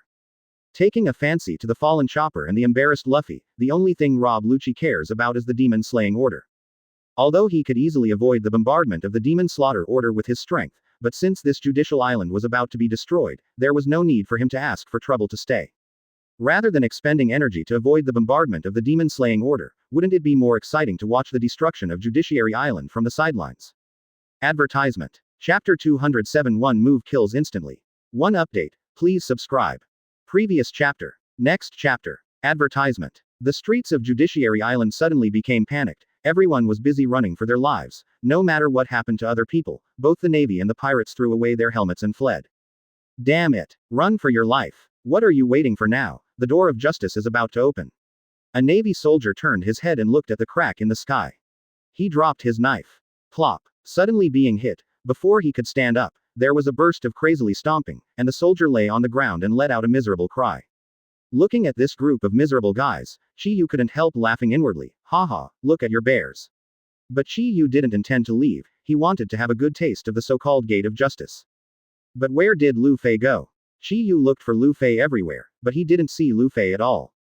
Alas, this idiot. Isn't it over yet? It's just an enemy. I regard him as an ant. Chi-Yu sneered. It's better to find Luffy, although he knew it in his heart. This door of justice is nothing to him, but Luffy is just a mortal with devil fruit abilities. The Gate of Justice is likely to cost Luffy his life, and he has to run for his life now. Judiciary Island is located in the center of the naval power and world conquest power. If someone comes to arrest people at this time, I am afraid that it will be difficult for Luffy to escape. With him now. Chi-Yu sighed, then smiled. Forget it. After all, you are the protagonist here, I'll take good care of you. After finishing speaking, he slowly went to find Luffy's whereabouts. Chopper returned to his original state, and sat limply on the ground. Not only did the strengthening just now not cause any harm to Rob Lucci, but the load on his body from the Rambo ball was too great. Give the body pain. Dressed roughly and looked at Luffy. Luffy, I can't hold on anymore. Chopper looked at Luffy in fear, crying. Advertisement. HMPH. But is it just this little strength? Rob Lucci sneered, looking at Luffy. Obviously he hadn't used his full strength yet, but the two of them were no longer able to do it. Facing Rob Lucci's crushing strength, Luffy still didn't intend to give up. Damn it. It's still early. Second gear. Luffy squatted on the ground, and with the steam, his body turned into light red. He looked at Rob Lucci with a grim expression. Cut. I didn't get the treasure map, but luckily you're still there. Let me have you, the 100 million bounty. Rob Lucci smiled, and put on a fighting stance. Has your body changed? Let me get to know you. After finishing speaking, Lucy disappeared in an instant, and Luffy looked around with all his concentration, looking for the figure of Rob Lucci. Luffy. Behind. Chopper yelled at Luffy. Luffy turned around, and sure enough, Lucci was right behind him, and punched Luffy hard. Luffy crossed his shoulders block, then dodged back. Lucci sneered, I see how long you can hide. After finishing speaking, he rushed towards Luffy who was in the air. 6 styles moon step. Lucci rushed towards Luffy quickly. Chopper stared at Rob Lucci with his eyes wide open and his mouth wide open. It's actually flying in the sky. Is this trick again? 6 style finger gun. Rob Lucci stretched out his finger. All the strength of his body was integrated into the finger, and then fired a series of blows like raindrops at Luffy. Luffy didn't have the strength to fight back at all, so he let Rob Lucci hit him as much as he wanted, and finally Luffy couldn't hold it anymore and fell to the ground. Thump. Lying on the ground dressed roughly, he quickly stood up and looked at Rob Lucci with a ferocious look. Lucci. Luffy heard Luffy's shout, and he didn't take Luffy seriously in his heart. I even wonder why such a brat can be offered a reward of 100 million Baileys. It was very chaotic outside, everyone was shouting hysterically and running away. No one wants to die here because of Spandam's stupidity. Advertisement. Chopper heard the voice outside, and felt extremely terrified, but this guy is still so strong, it seems that Luffy is no match at all. Luffy, woohoo, let's run away, the door of justice is about to open. Chopper looked at Luffy, burst into tears, and if he didn't leave, he would really die here. No, I won't go. For Robin, I won't go.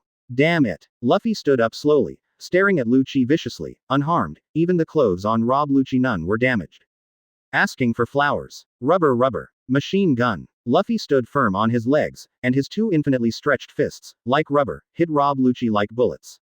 With such a dense attack, it is impossible to avoid it. Rob Lucci smiled, looking at Luffy. Luffy was already so angry that he was furious, but Lucci was very calm. 6 styles iron block. Luffy's fists all hit Rob Lucci's body. Boom. Snapped. It was obvious that it hit Rob Lucci, but Rob Lucci didn't feel any pain.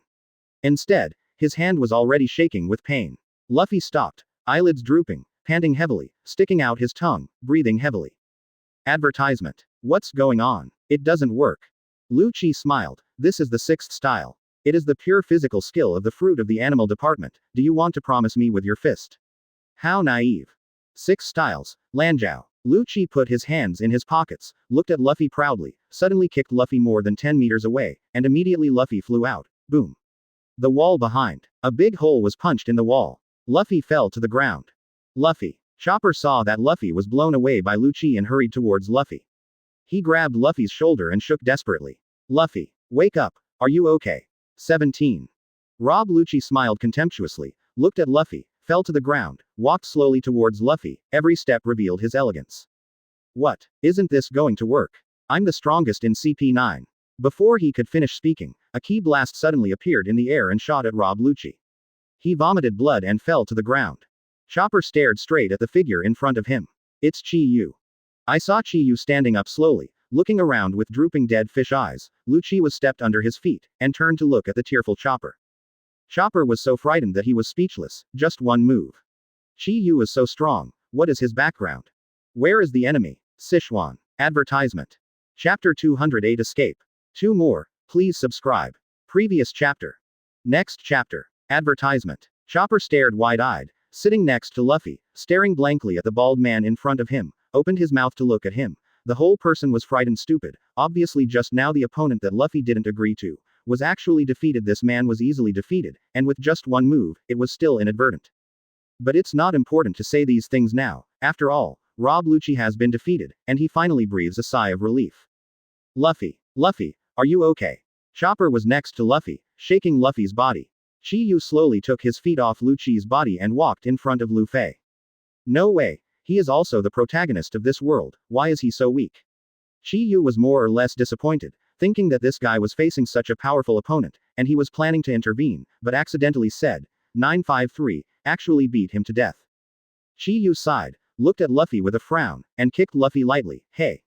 You are not dead. Get up if you are not dead. With just one kick, Luffy flew another few meters far. Chopper was terrified at the time. Ah, Luffy. Then hurried to catch up. Hey! Chi Yu, you idiot. What the hell are you doing? Even Chi Yu himself was taken aback. Hey! I obviously didn't use any force, I just wanted to wake him up, and, you idiot civet cat. You actually called me an idiot.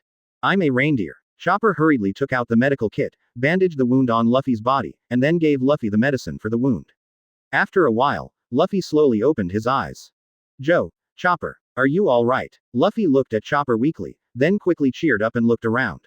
Where is Rob Lucci? Luffy shook his head, looking for Lucci everywhere. Finally, he saw Lucci behind Chi Yu.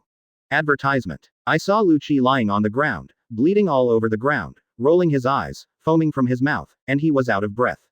What? Solved it. What's going on? Lu Fei became energetic at that time. Chopper. What's going on? Luffy, it was Chi Yu who did it. Chopper's voice was trembling. Until now he couldn't believe it. Chi Yu's strength is so strong. Obviously he didn't hurt Rob Lucci just now no matter what. Rob Lucci was easily dealt with by Chi Yu. Quote. What? Luffy couldn't believe it. Since he still had consciousness, it was impossible to kill Lucci in such a short time just now. That's right. Just one move. The words, just one move, replayed in Luffy's head for a long time. Chi Yu stood by and didn't speak, just looked around leisurely and whistled. I didn't take this matter to heart at all, and they actually made such a fuss. What's so shocking? Lao Tzu's former opponent was many times stronger than this one. What's your background? Luffy, who is usually a fool, actually has serious moments. Luffy stood up slowly and walked in front of Chi Yu. He was much shorter than Chi Yu, so he looked up at Chi Yu. What do you think? Chi Yu scratched his head and answered him absent-mindedly, but he was thinking in his heart. It's really troublesome, I wouldn't have helped you if I knew about it. This is my opponent. This guy is really stupid, he didn't appreciate it even though he helped him. But now she complains about Chi Yu. Okay, your opponent, let you do it yourself next time, okay. Chi Yu really didn't bother to care about this guy, he was really a muscle. The enemy or something, it is so difficult for him to fight against him, but now he is ashamed to say such a thing, it is an afterthought. Immediately afterwards, Lu Fei's face changed suddenly. Sure enough, this guy was handsome for only 3 seconds. He was very serious just now, but now a smile appeared immediately. Ahahaha. Advertisement. Lu Chi drooped his dead fish eyes, ignored Lu Fei, and turned around to leave. Luffy. Chopper ran up to Luffy and pulled Luffy's thong. Ah, what's the matter, Chopper? Could it be that Lu Fei has forgotten? There are already a lot of voices outside. The door of justice is about to open, let's run. After finishing speaking, Chobala hurriedly ran away with Luffy. But Chi Yu always left slowly. Hey, Chi Yu, run. This place will be destroyed soon. Chopper looked back at Chi Yu. There was no trace of tension or fear on this guy's face, his eyes were erratic and he looked around, but he didn't take this matter seriously at all. What is the gate of justice? Chi Yu pinched his nostrils and looked at Chopper. Obviously, Chopper seemed to have been frightened and his whole body was shaking. This is the center of the world government and the Navy headquarters. The demon slaying order has already started. When the door of justice is opened, this place will be destroyed and there will be no life here. After finishing speaking, Chopper didn't have time to explain so much. The general content is like this. Oh, really? Haha, I really want to see how terrifying this so-called door of justice is. Hearing what Chopper said, Chi Yu smiled, as if he had found an opponent who could excite him. I was very excited. Monster. Chopper glared at Chi Yu and ran out following Luffy. Advertisement. People are already panicking outside, and even the ground is covered with trampled tragic navy and pirates. Some people have died under the trampling of countless people before they even received the trial of the Gate of Justice. Sauron. Sanji. Luffy came outside, but saw them at a glance in the vast crowd, and Sauron and Sanji were looking for Luffy's whereabouts. Hearing Luffy's voice, he ran over quickly. Luffy, are you okay? Zoro and Sanji hurried over. Have you already defeated your opponent? Luffy grinned and looked at the two of them. It seems that the opponent has been resolved. Both of them also had wounds on their bodies. Well, how about your 5.6? Lu Fei didn't speak after hearing this, with a flat expression, and looked back at Qi Yu who had just walked out. Qi Yu scratched his head. Ah. It's really exciting. Here, what does the gate of justice look like? Qi Yu looked at the sky and saw a huge opening in the sky, which was still growing. It's Qi Yu. Chopper looked at Zoro and Sanji. It was Qi Yu who beat Rob Lucci. What? Even Zoro and Sanji were surprised, looking at Qi Yu who was doing nothing, obviously looking like a passerby. Chopper didn't react until now, because only he knew the scene at that time, when Qi Yu fell from the sky. That's right. There is only one move. Advertisement. Chapter 209. You are not qualified yet. One update. Please subscribe. Previous chapter. Advertisement. What? There is only one trick. Chopper emphasized the words, one trick, countless times. Zoro and Sanji looked at the Qi Yu who looked around without a trace of seriousness. No matter how he looked at it, he didn't look like a strong man. Could it be that the current strong men are all funny comparisons? Are you kidding? Sanji lit a cigarette, looked at Chopper, and couldn't believe that he could defeat the strongest man in CP9 with just one move. Trust me, it's true. Chopper kept defending, and with the huge vibration on the ground, he stopped explaining, and ran away quickly. Hey, can Luffy hold on? Zoro looked at Luffy. Luffy drooped his eyelids. It seemed that he had consumed a lot in the previous battle. No problem. Just. Lu Fei hesitated to speak, and smiled awkwardly while clutching his stomach. Just what? Zoro looked at Luffy. I'm hungry. Damn. What are you kidding at this time? Zoro clenched his fist and punched Luffy hard. In short, run now. The shock just now. I am afraid that 22 will fall here soon. Hurry up. There is food on board. After speaking, Sauron started and ran towards the Golden Melee, even though the Wanli Sunshine was already dilapidated. Sanji stopped in his tracks. Hey. You idiot. It's not this way. It's that way. Sure enough, Zoro, a road idiot, almost took the road astray, and Luffy laughed out loud. Then he looked back at Qi Yu who was walking around. Advertisement. Luffy and his group ran towards the Golden Mary. Luffy stood his ground and looked at Qi Yu. Hey. Qi Yu, let's go. The door of justice is about to open. Qi Yu smiled, and thought to himself, he was hurt like this, and he still cared about others. Wait. You guys go first. I want to know what the door of justice is about. Hearing what Chopper said, and looking at Qi Yu in front of him, he must be a strong man, knowing that he couldn't beat him, so he knew to let him stay here. That's good. We'll be waiting for you on board. The Marines were all disintegrated, but none of the Navy's warships and naval troops left, and Luffy was still there. No matter what, we must catch this guy who caused the Judiciary Island to fall into chaos. A pirate worth 100 million bounties. More than a dozen naval warships stayed at sea. Lieutenant General Mole stood on the ship and looked at the fleeing Navy soldiers who were routed. He felt very upset. But there is no way. They are already in a state of madness. They just want to escape for their lives, and they don't care about the so-called bullshit naval honors. The warship stays at sea. Lieutenant General Mole looked at the city of Judiciary Island, and sure enough, he saw Luffy and his gang running towards the Golden Mary. Vice Admiral Mole, I'm going to meet them. A voice came from behind Lieutenant General Mole, and when Mole turned his head, it turned out to be Colonel Shuan of the Navy headquarters. Be careful. Shuan ignored him and got off the boat directly. Luffy's group was running towards the Golden Mary when they were stopped by a masked figure wearing white gloves. Blocked their way. Advertisement. You are Straw Hat Luffy. Shuan blocked their way, standing in front of Luffy and stopped Luffy. That's right. Then who are you? Luffy's expression was flat, and he didn't feel any sense of crisis at all. The masked man smiled. That's you. Take your life. After speaking, the masked man kicked towards Luffy. Before Luffy could touch him, Sauron blocked Shuan's attack first. Shuan jumped back and looked at Sauron in a stance. Who are you? I didn't come to find you. But you have to die. I think it's not your turn yet.